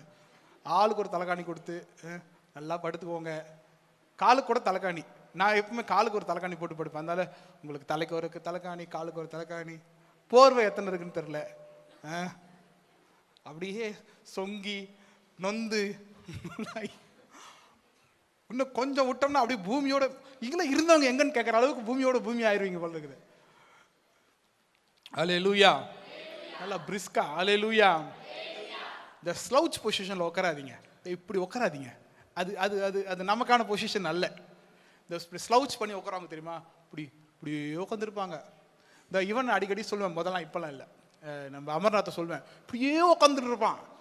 இப்பெல்லாம் அப்படி உட்காரத்துல அவன் இப்படி பிரிஸ்காக தான் உட்கார சொல்லியிருக்கிறேன். இல்லை சொன்ன உடனே எல்லாம் நிமிந்து காட்டுறீங்க. இவ்வளோ நேரம் எப்படி உட்காந்தீங்க பார்த்துட்டு தான் இருந்தோம். முடியாது, கஷ்டமா இருக்கும் எனக்கு தெரியுது. ஆனாலும் உங்கள் மாம்சத்தின்படி பிழைத்தால், உங்கள் மாம்சத்திலிருந்து பவர் வருது நீங்க நினைச்சீங்கன்னா உங்களால் உட்கார முடியாது. தேவனுடைய ஆவிதான் என்னை தாங்குதுன்னு நினைச்சீங்கன்னா உங்க முதுகு நேரம் ஆயிடும். அல்லேலூயா. 2 விஷயம் சொல்றேன். ஒன்று, இது சபைக்கு நல்லது. 2வது, உங்க உடம்புக்கும் நல்லது. தெரியுமா? எலும்போட ஸ்ட்ரக்சர் எப்படி இருக்கு தெரியுமா? நேராக தான் இருக்கணும். இப்படி இப்படி குனிஞ்சு இருக்கக்கூடாது. அதுக்கு அது பிடிக்காது. அந்த ஸ்பைனுக்கு அது பிடிக்காது. நீங்கள் நேராக இருக்கிறது தான் ஸ்பைனுக்கு பிடிக்கும். ஆனால் உங்களுக்கு எது பிடிக்கும்? உங்களுக்குன்னா மனுஷ உடம்புக்கு எது பிடிக்கும்? இப்படி இப்படி இப்படி என்ன டிசைனில் வேணா உட்கார பிடிக்கும். அவ்வளோ சொல்லிட்டு நான் உள்ளே போய் என்ன பண்ணணும்னு எனக்கு தான் தெரியும். எங்கள் வீட்டில் இருக்கவங்களுக்கு தெரியும். பேசிக்கினே காலை தூக்கி இப்படி வச்சுக்குவேன். ஏன்னா அது அது வந்துடும், அது மாம்சம். ஆனால் மாம்சத்தின்படி பிழைக்காமல் ஆவியின்படி பிழைக்க வேண்டும். அல்லேலூயா. அல்லேலூயா. எக்ஸாம்பிள் தேடிட்டு இருந்தேன், நீங்களே எக்ஸாம்பிளாக மாறிட்டீங்க. அடுத்த வசனம், 1 யோவான் 4:18.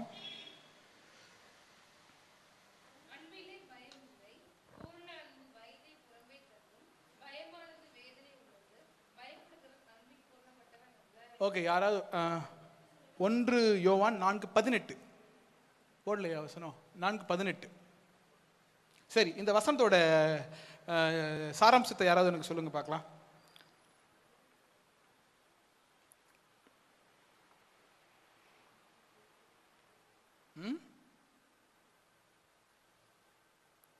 எல்லாம் கீழே குனிஞ்சு எழுதுற மாதிரி, பைபிள் படிக்கிற மாதிரி. நான் இந்த ஸ்கூல் காலேஜ் படிக்கும்போது உங்களை விட நான் கேடி என்ன பண்ணுவேன் தெரியுமா? பதில் தெரிஞ்சதுன்னா முதல் நம்ம தான், அது வேற விஷயம். அது அங்கே தானே சீன் காட்ட முடியும். பதில் தெரிஞ்சா எல்லாருக்கும் முன்னாடி சொல்லி ஒரு சீனை கிரியேட் பண்ணி பாடுறானா எல்லாருடைய அறிவாளின்னு. பதில் தெரிலன்னு வச்சுக்கோயேன், குனிஞ்சிட்டு 1+1 மனசுல யோசிக்கிறது 1+1 = 2. இதுக்கு அவ்வளோ சீன் தேவையில்லை. ஆனால் நான் என்ன பண்ணுவேன், 1+1 = 2, 2+2 = 4, 3, 6, 7 என்னத்தையோ ஒரு கர்மத்தை முட்டை இதெல்லாம் பண்ணுவோம். முட்டை எழுதி வைக்கிறது, சம்மந்தத்தில் படம் வரைகிறது, நானும் பண்ணியிருக்கிறேன். சரி சொல்லுங்க, அன்பிலே பயம் இல்லை, பூரண அன்பு பயத்தை புறம்பே தள்ளும், பயமானது வேதனை உள்ளது. என்னதான் சொல்ல வருது இது? அன்பிலே பயம் இல்லை. லவ்வுக்கு என்ன இல்லையா? பயம் இல்லை. அன்பு இருந்ததுன்னா அந்த இடத்துல என்ன தேவையில்லையா? பயம். அன்புக்கு பயம் இல்லை, அன்பு இருந்ததுன்னா பயம் இருக்காது. பூரண அன்பு பயத்தை புறம்பே தள்ளும், பயமானது வேதனை உள்ளது. எவன் ஒருத்தன் பயப்படுறானோ அவன் அன்பில் பூரணப்பட்டவன். இப்போ கர்த்தருக்கு பயப்படுறதுன்னு சொல்றோம், அப்பனா என்னது அது? பயப்படுறவன் அன்பில் பூரணப்பட்டது அல்லன்றீங்க. ஆனா அப்புறம் என்ன பண்றீங்க? கர்த்தருக்கு பயப்படுதலே ரெண்டுத்தையும் நீங்க தான் சொல்றீங்க. கர்த்தருக்கு பயப்படுதல் என்னது? ஆனா பயப்படுகிறவன் அன்பில் பூரண. என்ன வாய்ங்க, இதையும் சொல்றீங்க அதையும் சொல்றீங்க. கர்த்தருக்கு பயப்படுதல் அப்படிங்கிற அந்த பயப்படுதல்ங்கிறது, ஃபியர் ஆஃப் காட் அப்படிங்கிறது எப்படி சொல்றது? என் அப்பா பார்த்து எனக்கு பயம் கிடையாது. இப்போ எங்கள் அப்பா உட்காந்துட்டு இருக்கிறார், எங்கள் அப்பா பார்த்து எனக்கு பயம் கிடையாது. அவர் எதிரில் ஏதாவது ஒரு தப்பு செய்யணும்னா எனக்கு பயம் வரும். அவர் எதிரில் இருக்கிறாரு, ஆனால் எனக்கு பயம் கிடையாது. ஆனால் ஏதாவது ஒரு விஷயத்தை செய்யணும்னா அவரை கேட்காம நான் செய்ய மாட்டேன். ஏதாவது விஷயம்னா முதல்ல அவர்கிட்ட தான் சொல்லுவேன். அது பயம் இல்லை, அது மரியாதை. அந்த ஃபியர் ஆஃப் காட் தான் வசனம் சொல்லுது. இந்த ஃபியர் வரக்கூடாது. ஐயோ இந்த ஆள் வந்துருவாரு, இந்த ஆள் வந்தா இது வேற பேச முடியாது, அதுவும் அப்படி வரக்கூடாது. தேவன் மேல பயந்து, ஐயோ நான் ஆண்டவரை ஆராதிக்கலாம், அவர் என் மேல கோபப்பட்டுருவாரு, நான் ஆண்டவரை தேடலன்னா ஆண்டவர் என் மேல கோச்சிக்குவார். என்ன ரீசன் எனக்கு புரியல. அவர் ஏன் உங்ககிட்ட கோச்சிக்கணும்? அவரை தேடலன்னா அவர் கோச்சிக்கிறதுக்கு என்ன ஆக போகுது கோச்சிட்டு? இப்போ நான் ஆண்டவரை தேடல, அவரோட நான் அன்பா இல்லை, அவர் என்கிட்ட கோச்சிக்குவாரா? எங்கள் அப்பாவை நான் பார்க்கறது இல்லை, கேட்கறது இல்லை. மனுஷன் என்ன பண்ணுவார்? கோச்சிக்குவார். ஆண்டவர் அவங்ககிட்ட கோச்சிக்கு போகிறாரு. அப்பா நீ நல்லவர், அவர்கிட்ட சொல்லணும்னு அவசியம் இல்லையே. அவர் சொல்லணும்னு எதிர்பார்க்குறாரா? நீ ஆண்டவரை தேடணும்னு அவர், அப்பாவை தேடணும்னு அவர் எதிர்பார்க்குறாரா? என்னை தேடணும்னு எதிர்பார்க்குறாரா? இல்லையே. உனக்கும் அவருக்குமான உறவு இருக்காது, அவ்வளோதான். அந்த உறவில் விரிசல் கிரியேட் ஆகிட்டே இருக்கும். நீங்கள் நல்லா கவனிச்சு பாருங்க. தூர தேசத்துல இருந்து ஒரு மகன் இருக்கிறான். அந்த மகன் என்ன பண்றான்? சம்பாரிச்சு அவங்க அப்பா காமிச்சிட்டே இருக்கிறான். லட்சக்கணக்கில் சம்பாரிச்சு அனுப்புறான். நல்லா கவனிக்கணும். தூர தேசத்துல இருக்கிறான். இவரோட மகன் தான் ஒருத்தர் இருக்கிறான். என்ன பண்றான்? லட்சக்கணக்கில் சம்பாரிச்சு அனுப்புறான். இவர் வாழ்ற வாழ்க்கையே அந்த பணத்தினால தான். இவர் வாழ்ற ஆடம்பர வாழ்க்கை எல்லாமே அந்த பணத்தினால தான். கூடவே ஒருத்தர் இருக்கிறான், கொஞ்சம் தான் சம்பாதிக்கிறான், ஆனா அப்பாவை பார்த்துக்கிறான். நீங்க நிறைய பேரை பார்த்துருப்பீங்க, இந்த வயசானவங்க நிறைய பேரை பார்த்துருப்பீங்க. இந்த தூர தேசத்துலேருந்து அனுப்புறான் பாரு பணம், அந்த பணத்தை வாங்கி செலவு பண்ணிக்குவாங்க. ஆனால் பாசத்தை யார் மேலே திரும்ப வச்சிருப்பாங்க? இந்த அடிக்கடி பார்க்குறான் பாருங்க, ஒன்றுத்துக்கும் பிரயோஜனம் தான் இருப்பான். இவனால் ஒரு பிரயோஜனமும் அந்த அப்பா கிடையாது, ஆனால் அவன் அப்பாவை கூட வந்து பார்த்துக்குவான். நீங்கள் பார்த்துருக்கிறீங்க? ரியல் லைஃப்பில் பார்த்துருக்கிறீங்களா? நான் நிறைய பேரை பார்த்துருக்கேன். ரியல் லைஃப்பில் சொத்து சேர்க்கறது என்னமோ இன்னொரு ஆள், கூட இருந்து ஒரு ஆள் பார்த்துக்குவான், அவன் மேல இவங்களுக்கு அன்பு, ஏன்னா அவன் கூடவே இருக்கிறான். அல்லேலூயா. அன்பு பயத்தை புறம்பே தள்ளும். அல்லேலூயா. நீங்கள் பயப்படுகிறவங்களா இருந்தீங்கன்னா அன்பில் பூரணப்பட்டவர்கள் அல்ல வசனத்தின்படி. அப்போ நான் தேவனை தேடுதல் என்பது பயத்தினால் அல்ல, நான் தேவன் பேரில் வைத்த அன்பினால் இருக்க வேண்டும். அல்லேலூயா. அல்லேலூயா. அடுத்த ஒரு வசனத்தை வாசிச்சிடலாமா? இன்னும் நிறைய இருக்குது. எபிரேயர் 4ஆம் அதிகாரம் 2ஆம் வசனம்.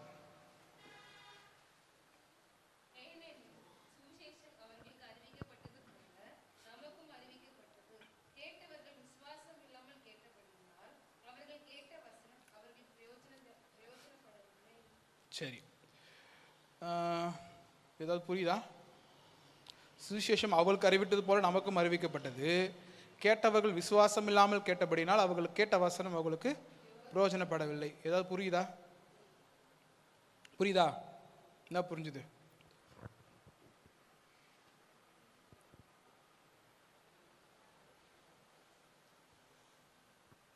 கேட்ட வசனம் பிரயோஜனப்படலையா? எப்படி? சுவிசேஷம் அவங்களுக்கு அறிவிக்கப்பட்டது போல, எல்லாருக்கும் அறிவிக்கப்பட்டது போல தான் யாருக்கு அறிவிக்கப்பட்டதா? நமக்கும் அறிவிக்கப்பட்டது. கேட்டவர்கள் விசுவாசம் இல்லாமல் கேட்டபடியினால் அவர்கள் கேட்ட வசனம் அவர்களுக்கு பிரயோஜனப்படவில்லை. அல்லேலூயா. வார்த்தைக்கு உயிர் இருக்குது. இங்கிருந்து சொல்லப்படுகிற வார்த்தைக்கு உயிர் இருக்குது. நீ என்னத்தையாவது பேசிட்டு போன உட்காந்து கேட்டீங்கன்னா அந்த வார்த்தைக்கு உயிர் கிடையாது. நான் ஒரே வார்த்தையை தான் பேசுகிறேன், ஆனால் நீங்கள் பர்சீவ் பண்ணும்போது ஒரு ஆள் எப்படியா பர்சீவ் பண்ணுறீங்கன்னா, உயிருள்ள வார்த்தையா உங்கள் இருதயத்துக்குள்ள அது வேலை செய்யுது. இன்னொருத்தவங்க என்ன பண்ண மாட்டேங்குது? வேலை செய்ய மாட்டேங்குது. நீங்கள் எப்படிப்பட்டவர்களாக இருக்கணும்னா, கிரியை செய்கிற உயிருள்ள வார்த்தைகளை பெற்றுக்கொள்வர்களாக இருக்க வேண்டும். அல்லேலூயா. அல்லேலூயா. சத்தமா சொல்லுங்க பார்க்கலாம். இந்த பக்கம் சத்தமே வரல. அல்லேலூயா. அடுத்து 1 கொரிந்தியர் 1:31 வசனம்.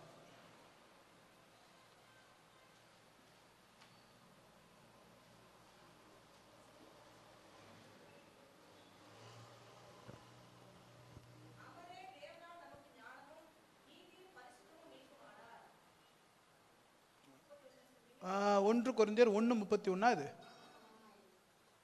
சாரி, 1:30 வாசிங்க.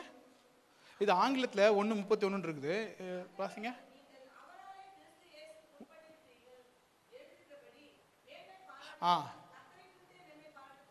சரி, மேன்மை பாராட்டுகிறவன் கர்த்தரை குறித்தே மேன்மை பாராட்ட கடவன். அல்லேலூயா.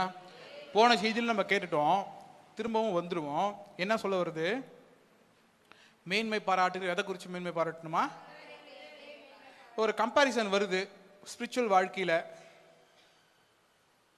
ஸ்பிரிச்சுவல் லைஃப்பில் ஒரு கம்பாரிசன் வருது. நான் அந்த அக்காவோட நல்லா ஜெபம் பண்ணுவேன், இல்லை அந்த அக்காவோட நல்லா பாட்டு பாடுவேன். இங்கே பசங்க முதல்ல நீங்கள் இப்போ கவனிக்க மாட்டீங்க. முதல்ல இந்த பிள்ளைங்க என்ன பண்ணுவாங்கன்னா, அவங்க வந்து மெச்சூர் ஆகாத வரைக்கும், அவங்க வந்து ஃபவுண்டேஷனில் இருக்கும்போது, இப்போ அவங்க பர்ஃபெக்ஷனுக்கு நோக்கி போயிட்டு இருக்கிறாங்க. அந்த ஃபவுண்டேஷனில் இருக்கும்போது இவங்க என்ன பண்ணுவாங்கன்னா, யாராவது ஒருத்தர் தப்பாக அந்த ரிதமில் பாட மாட்டாங்க, டைமிங்கில் பாட மாட்டாங்க, உடனே ஈன்னு பல்ல காட்டுவாங்க.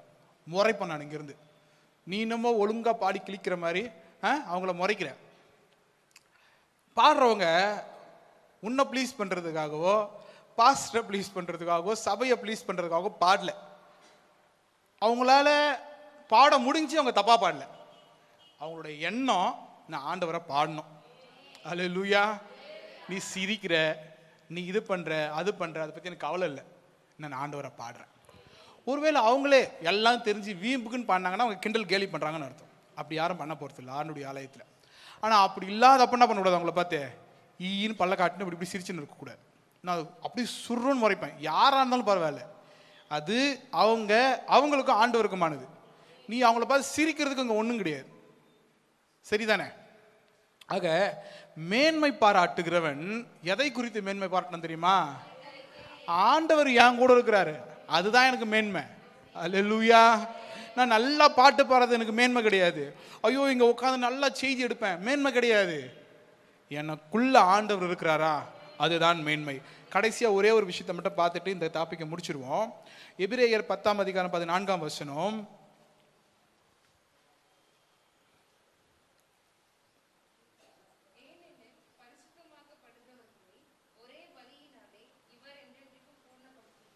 அல்லேலூயா.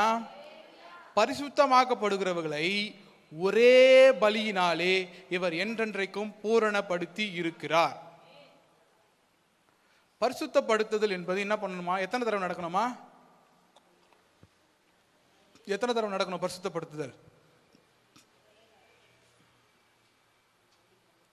ஞானஸ்தானம் எத்தனை தடவை இருப்பீங்க? ஆனால் இப்போ கொஞ்ச நேரத்துக்கு முன்னாடி பார்த்துமே, ரிப்பீட்டடாக பயிற்சி பண்ணினே இருக்கணும்னு சொல்லிட்டு. ஸோ வாரம் ஒரு தடவை வந்த உடனே ஞானஸ்தானம் எடுத்து பயிற்சி எடுத்துட்டு வருவீங்களா? எப்படி அது? அதாவது வசனம் சொல்லுது, தன் பாவங்களை மறைக்கிறவன் வாழ்வடைய மாட்டான், அவளை அறிக்கை செய்து விடுகிறவன் விட்டுப்படுவான். அறிக்கை செய்கிறவன் என்ன வசனம் மறுபடியும் சொல்லுங்க. நான் வசனத்தை ட்விஸ்ட் பண்ண ட்ரை பண்ணேன், அது வாத்திட்டா என்ன ட்விஸ்ட் பண்ணிடுச்சு. அறிக்கை செய்து அறிக்கை செய்கிறவன் இரக்கம் பெறுவான்னு சொல்ல வந்தேன். அந்த கண்டினியூட்டி போனதால வசனமே போயிடுச்சு எனக்கு. இந்த வசனம் திடீர்னு மறந்து போச்சு அப்படின்னு. அறிக்கை செய்கிறவன் இரக்கம் பெறுவான்னு சொல்லியிருந்ததுன்னா பரவாயில்ல. அப்போ என்ன பண்ணலாம், நான் இங்கே முடிக்கலாம் செய்தியை. இறங்கின இந்த ஸ்டேஜ் அவுட் இறங்கினோடனே ஒரு பாவத்தை பண்ணலாம், திரும்ப ஒரே ஒரு பாவம் மன்னிப்பு கேட்டு திரும்ப காலை மேலே வைக்கலாம், திரும்ப இறங்கலாம். இதே மாதிரி என்ன பண்ணலாம், லைஃப் லாங் விளையாடிட்டே இருக்கலாம். இல்லை, பாவ மன்னிப்பு நீ கேட்டுட்டீங்கன்னா அதை விடணும். நான் ஏற்கனவே இதை பற்றி சொல்லியிருக்கிறேன். ஒரு விஷயத்தை திரும்ப செய்கிறாங்கனாலே அவங்க யார் தெரியுமா? போலீஸ் ஸ்டேஷனில் படி, லீகல் சிஸ்டத்தின் படி யார் அவங்க? அக்வெஸ்ட். சரி, அக்வெஸ்ட்னா குற்றம் சாட்டப்பட்டவர்கள்னு அர்த்தம். தப்பிச்சிக்கூடாது. நமக்கு அக்யூஸ்டுன்னு தமிழில் புரிஞ்சிருக்க அர்த்தம் வேற. அக்யூஸ்டுங்கிற ஆங்கில வார்த்தை என்ன தெரியுமா? குற்றம் சாட்டப்பட்டவர்கள். என்னை பார்த்து அக்யூஸ்டுன்ட்டாண்டா, இன்னும் குற்றம் சாட்டப்பட்டவர்னு சொல்லியிருக்கிறான். நீ ஒன்றும் பயப்பட தேவையில்லை. ஆனால் அது நமக்கு தமிழில் புரியும். அவன் என்னை பார்த்து அக்யூஸ்டுன்ட்டான். அக்யூஸ்டுன்னு நான் ஒரு ரவுடி டெரர் மாதிரி, அது ஒரு எனக்கு ஃபீலிங். அவ்வளோ அர்த்தம் கிடையாது. ஆங்கிலத்தில் சொல்கிறது, அங்கே போலீஸ் ஸ்டேஷனில் போட்டிருப்பான், இவன் ஆபிச்சுவல் அஃபெண்டர். ஆபிச்சுவல் அஃபெண்டர் அப்படின்னா சுபாவத்திலேயே இவன் பாவம் செய்கிறவன். சுபாவத்திலேயே இவன் இப்போ ஒரு தப்பு செஞ்சுட்டு நான் ஒரு தடவை ஸ்டேஷன் போனேன்னா என்னை ஃபஸ்ட் டைம் அஃபெண்டர்னு சொல்லுவாங்க. நான் முதல் அது எப்படி சொல்கிறது தமிழ் தெரியல, மொத அந்த தப்பு பண்ணுறேன். நான் திரும்ப செஞ்சுட்டு போனேன்னா அவங்க என்னை எப்படி மார்க் பண்ணுவாங்க தெரியுமா? Habitual offender. எனக்கான கிடைக்கிற தண்டனை ரொம்ப அதிகம். அதே தான் இங்கேயும். இந்த லீகல் சிஸ்டம்லாம் இங்கிருந்து தான் போகுது, வேதத்திலிருந்து தான் போகுது. ஒரு தடவை பாவம் பண்ணிட்டு ஒரு தடவை அறிக்கை செஞ்சீங்கன்னா நீங்கள் ஃபஸ்ட் டைம் சின்னர். உங்களுக்கு மன்னிப்பு உண்டு, சின்ன தண்டனையோடு கூட. தண்டனை இல்லாமலாம் மன்னிப்பு கிடையாது. நீங்கள் யாராவது ஒருத்தர் கற்பனையில் கனவு கண்டுட்டு இருந்தீங்கன்னா வாய்ப்பே கிடையாது. வாய்ப்பு இல்லை ராசா, அதுதான் வாய்ப்பு கிடையாது. தவறு செய்தால் தண்டனை அனுபவிச்சு தான் ஆகணும், அது யாராக இருந்தாலும் சரி. அந்த தவறுக்கு தண்டனை அனுபவிக்கலைன்னா அப்புறம் நீ திரும்ப செய்யறதுக்கான உனக்கு தைரியம் வந்துடும்ல. ஆனால் அந்த அறிக்கை செய்து விட்டு விட்டா தப்பிச்சோம், திரும்ப செஞ்சா நீ யார் தெரியுமா? நீ ஜென்ம பாவி. வசனத்தில் வரும் பார்த்தீங்களா, ஜென்ம பாவி நீ எல்லாம். உன் ஜென்மத்திலேயே இதெல்லாம் திருந்தாத ஜென்மம்னு சொல்கிறோம் பார்த்தீங்களா, அதுதான் அது. ஹேபிச்சுவல் சின்னர்னா திருந்தாத ஜென்மம். அப்படி திருந்தாத ஜென்மமாக என்ன பண்ணக்கூடாது, இருக்கக்கூடாது. ஒரே தடவை பரிசுத்தமாக்கப்படுகிறவர்களை ஒரே பலியினாலே அவர் பூரணப்படுத்தி இருக்கிறார். இதுக்கப்புறம் என்னதான் பண்ணணும்? பெர்ஃபெக்ஷனை நோக்கி, அல்லேலூயா, பெர்ஃபெக்ஷனை நோக்கி நம்ம ஓட வேண்டும். முதல் டாபிக் என்னன்னு பார்த்தோம், செத்த கிரியைகளிலிருந்து மறந்துட்டாங்க. எங்கேயோ ஆரம்பித்தோன்னா எங்கேயோ வந்துட்டோம், இப்போ ரொம்ப தூரம் வந்துட்டோம், நீங்கள் திரும்பி பார்க்க சொல்கிறீங்களேன்றீங்க. செத்த கிரியைகளுக்கு நீங்களாகும் மனம் திரும்புதல். அல்லேலூயா. நான் மறுபடியும் சொல்கிறேன், மனம் திரும்புதல் என்பது ஒரு தடவை ஃபவுண்டேஷனில் நடக்கணும். ஆனால் அதை என்ன பண்ணிகிட்டு இருக்கணும், பில்டு பண்ணிக்கிட்டே இருக்கணும். நடக்கிறது ஒன்று தான், ஃபவுண்டேஷன் ஒன்று தான் போட முடியும். நான் திரும்ப திரும்ப மனம் திரும்புறேன்னு சொல்ல முடியாது. ஒரு தடவை மனம் திரும்புறது தான். ஆனால் அது என்ன பண்ணிகிட்டே இருக்கணும், அப்கிரேட் பண்ணிக்கிட்டே இருக்கணும். உங்களுக்கு எப்படி சொன்னால் புரியும் தெளிவா? ஒரு ஆப் ரிலீஸ் பண்ணுறோம், ஆப் யூஸ் பண்ணுறீங்க, நம்ம ஆப் யூஸ் பண்ணுறீங்க, சாங் புக் ஆப் யூஸ் பண்ணுறீங்கல்ல, ஆப்பை ஒரு தடவை தான் ரிலீஸ் பண்ண முடியும். நான் திரும்ப திரும்ப ரிலீஸ் பண்ணி வச்சுக்கேன், பைத்தியக்காரனா ஒரு ஆப் ரிலீஸ் பண்ணால இன்னொரு ஆப் ரிலீஸ் பண்ண இப்போ டெலிட் பண்ணிட்டு அதை இன்ஸ்டால் பண்ண முடியும். ஒரு ஆப் போதும், ஒரு தடவை ஃபவுண்டேஷன் முடிஞ்சுது. இப்போ அடுத்து நான் என்ன பண்ணணும்? புதுசாக பாட்டு வந்துருக்குது, அப்போ நான் என்ன பண்ணணும்? ஒரு அப்டேட் போடணும். அண்ட் அது அப்டேட் போட்டோன்னு நீங்கள் என்ன பண்ணுவீங்க? நீங்கள் உங்கள் ஃபோனில் போய் அப்டேட் அப்படி கிளிக் பண்ண உடனே என்ன பண்ணுவீங்க? ரெஃப்ரெஷ் ஆகிக்குவீங்க, ஆப் அப்படி சக் அப்படி ரெஃப்ரெஷ் ஆகிடும். அதை போல் ஒரு தடவை மனம் திரும்பினது ஃபைன். ஆனால் இப்போ நீங்கள் என்ன பண்ணிட்டே இருக்கணும்? அந்த மனம் திரும்புதலை குறித்து அப்டேட் ஆகிட்டே இருக்கணும். ஆண்டவரே நான் இந்த விஷயத்தில் மனம் திரும்பணுமா? ஏற்கனவே நான் பேசிக்காக எல்லாத்துலேருந்து மனம் திரும்பிட்டேன், பாவ வாழ்க்கையை விட்டு மனம் திரும்பிட்டேன், விக்கிரக ஆராதனையை விட்டு நான் மனம் திரும்பிட்டேன், எல்லாத்த விட்டு நான் மனம் திரும்பிட்டேன். இப்போ புதிதாக நான் எதில் மனம் திரும்பணும்?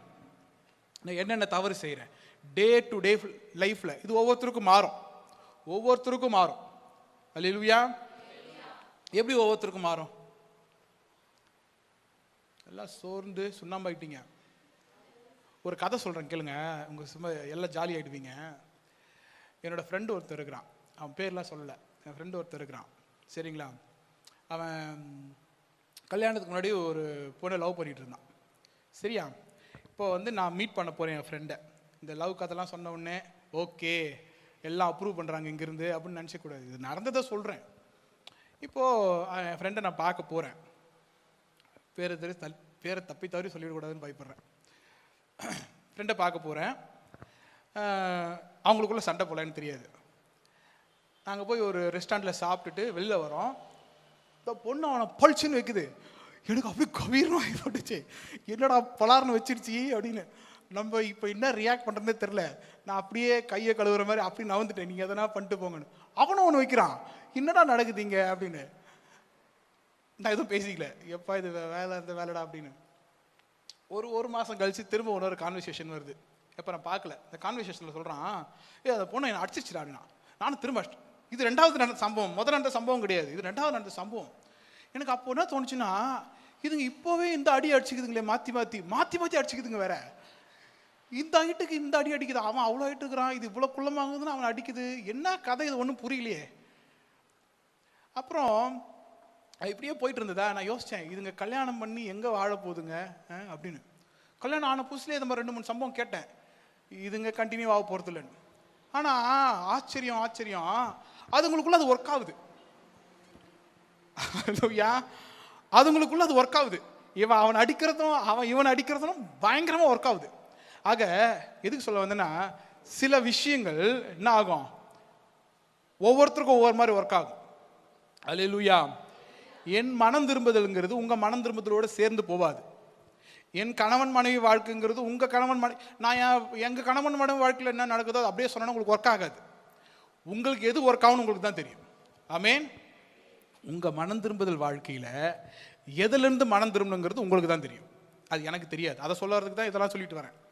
அதை கண்டுபிடிச்சு ஒவ்வொரு நாளும் என்ன பண்ணணும், மனம் திரும்பி கொண்டே இருக்க வேண்டும். அல்லேலூயா. இன்னும் ஒரே ஒரு விஷயம் தான் பார்க்க முடியும். நம்ம என்ன பார்த்துருக்குறோம், முடிஞ்சிச்சாப்பா டைமு? முடிஞ்சிச்சா? சரி, ஓகே. விசுவாசத்தை மட்டும் பார்த்து டக்குன்னு முடிச்சிருவோம். மனம் திரும்புதல் மட்டும் தான் பார்த்துருக்குறோம். அடுத்து என்னது? நான் விசுவாசம்னு சொன்னேன், நீங்கள் என்ன பண்ணீங்க? தேவன் பேரில் வைக்கும் விசுவாசம். அல்லேலூயா. இந்த தமிழில் ஒரு வார்த்தை இருக்குது, ஸ்தோத்திரம் அப்படின்னு. ஸ்தோத்திரம் யாருக்கு சொல்லுவீங்க? கர்த்தருக்கு ஸ்தோத்திரம் சொல்ல தேவையில்ல, ஸ்தோத்திரனால இது ஆண்டவருக்கு தான். ஆனால் அந்த விசுவாசங்கிறது அப்படி கிடையாது. இந்த வார்த்தை எங்கே வேணால் பயன்படுத்தலாம். முதலாளிக்கு விசுவாசமாக இருந்தான்னு சொல்லலாம். ஆக இந்த வசனம் எப்படி சொல்லுது? ஃபெய்த் டுவர்ட்ஸ் காட், அதாவது ஆண்டவர் பேரிலே வைக்கும் விசுவாசம். அல்லேலூயா. இந்த வசனத்தை எடுத்துக்கிறேன், எங்கே இருக்குன்னு தெரியல.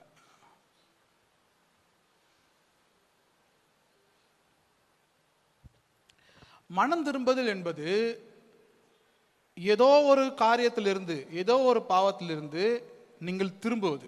கரெக்டா? மனம் திரும்புவதுங்கிறது ஏதோ ஒரு பாவத்தை செஞ்சுக்கிட்டு இருந்தேன், அதையே நோக்கி ஓடிக்கிட்டு இருந்தேன், அதுலேருந்து திரும்பி நிற்கிறது. விசுவாசம் என்பது ஒரு குறிப்பிட்ட ஆளை நோக்கி ஓடுறது. அந்த குறிப்பிட்ட ஆள் யாரு? தேவன் பேரில் வைக்கும் விசுவாசம். அல்லேலூயா. அல்லேலூயா. ரொம்ப எக்ஸ்பிளனேஷன் வேணாம், நம்ம ஏற்கனவே இந்த விசுவாசத்தை ரொம்ப அலசிட்டோம். எப்போன்னு சொல்லுங்க பார்க்கலாம். எபிரேயர் 11ஆம் அதிகாரமா, அதில் ஒவ்வொரு வசனத்தையும் எடுத்து அலசிட்டோம். அந்த வசனத்தை மட்டும் வாசித்து முடிச்சுட்டு நம்ம செய்தியை முடிச்சிடலாம். 11ஆம் அதிகாரம் எடுத்துக்கோங்க. இப்போ நான் கேட்குறேன், வாட் இஸ் விசுவாசம்? 2 மார்க் கேள்வி இல்லை, 2 மார்க், 2 மதிப்பெண்கள். விசுவாசம் என்றால் என்ன? சரி, நம்பப்படாத படுகிறவைகளின் உறுதியும் காணப்படாத நிச்சயமா இருக்கிறது. சரி, இதெல்லாம் கேட்டா மாட்டிக்குவீங்க, ஞாபகம் வச்சிருக்கீங்களான்னு தெரியாது. அடுத்த வசனம், இன்னொரு வசனம் இருக்குமே, விசுவாசம் இல்லாமல் தேவனுக்கு பிரியமாயிருப்பது கூடாத காரியம். 6ஆம் வசனம் நினைக்கிறேன்ல, 6. விசுவாசம் இல்லாமல் தேவனுக்கு பிரியமாயிருப்பது கூடாத காரியம், ஏனென்றால் தேவனிடத்தில் சேருகிறவன் அவர் உண்டென்றும் அவர் தம்மை தேடுகிறவர்களுக்கு பலன் அளிக்கிறவர் என்றும் விசுவாசிக்க வேண்டும். அல்லேலூயா. விசுவாசம் இல்லாமல் என்ன பண்ண முடியாதான்? தேவனுக்கு பிரியமா இருக்க முடியாதான். ஏசாயா இந்த இந்த 41ஆம் அதிகாரமா அதில் வாசிச்சோம்ல, நான் இவளில் பிரியமா இருக்கிறேன்னு சொல்லிட்டு எப்சிபான்னு சொன்னார்ல, உடனே என்ன பண்ணிக்கூடாது, ஓய்யோ அவர்கிட்ட பிரியமா இருக்கிறாரு. இல்லை, நீ விசுவாசமா இருக்கணும். விசுவாசம் இல்லாமல் தேவனுக்கு பிரியமா இருப்பது கூடாத காரியம், தேவனிடத்தில் சேருகிறவன், ஏனென்றால் தேவனிடத்தில் சேருகிறவன் அவர் ஆண்டவர் இருக்கிறாரு, அவர் தேர்றவங்களுக்கு பலன் அளிக்கிறவர் என்றும் விசுவாசிக்க வேண்டும். அல்லேலூயா. அப்புறம் அவ்வளவுதானா?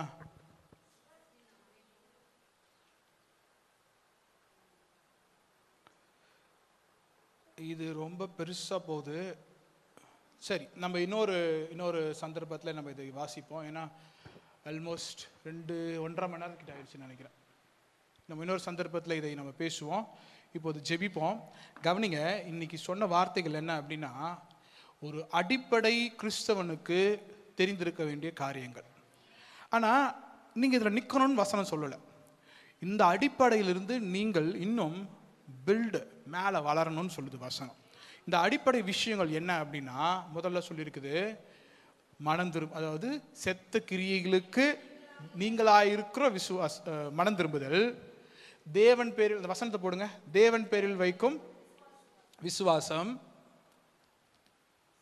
வசனத்தை போடுங்க, முதல் வசனம் போடுங்க, தேவன் பேரில் வைக்கும் விசுவாசம். 2ஆவது வசனம், ஸ்நானங்களுக்கு அடுத்த உபதேசம். ஸ்நானங்களுக்கு அடுத்த உபதேசம்னா ஒன்றும் கிடையாது, ஞானஸ்தானத்தை குறித்த உபதேசம். ஞானஸ்தானத்தை குறித்த, இந்த அடுத்தன்னு வார்த்தை வரும்போது குழம்பிக்க வேணாம், அதை குறித்தன்னு அர்த்தம், அவ்வளவுதான். ஞானஸ்தானங்களை குறித்த உபதேசம், கைகளை வைக்குதல், மரித்தோரின் உயிர் தெழுதல், நித்திய எட்டர்னல் ஜட்ஜ்மெண்ட் என்பவைகள் ஆகிய அஸ்திபாரத்தை திரும்ப போடாதீங்க. ஒரு தடவை போட்டுட்டு, ஒருவேளை பேஸ்மெண்ட் போடாமல் இருக்கிறவங்க பேஸ்மெண்ட்ல ஸ்ட்ராங் ஆகிட்டு அதன் மேலே என்ன பண்ணுங்க, உங்கள் வீட்டை, கிறிஸ்துவ அந்த ஆவிக்குரிய வாழ்க்கையை கட்டி அமைத்து ஆண்டவருக்குள்ள வளருங்கள். ஆமேன்.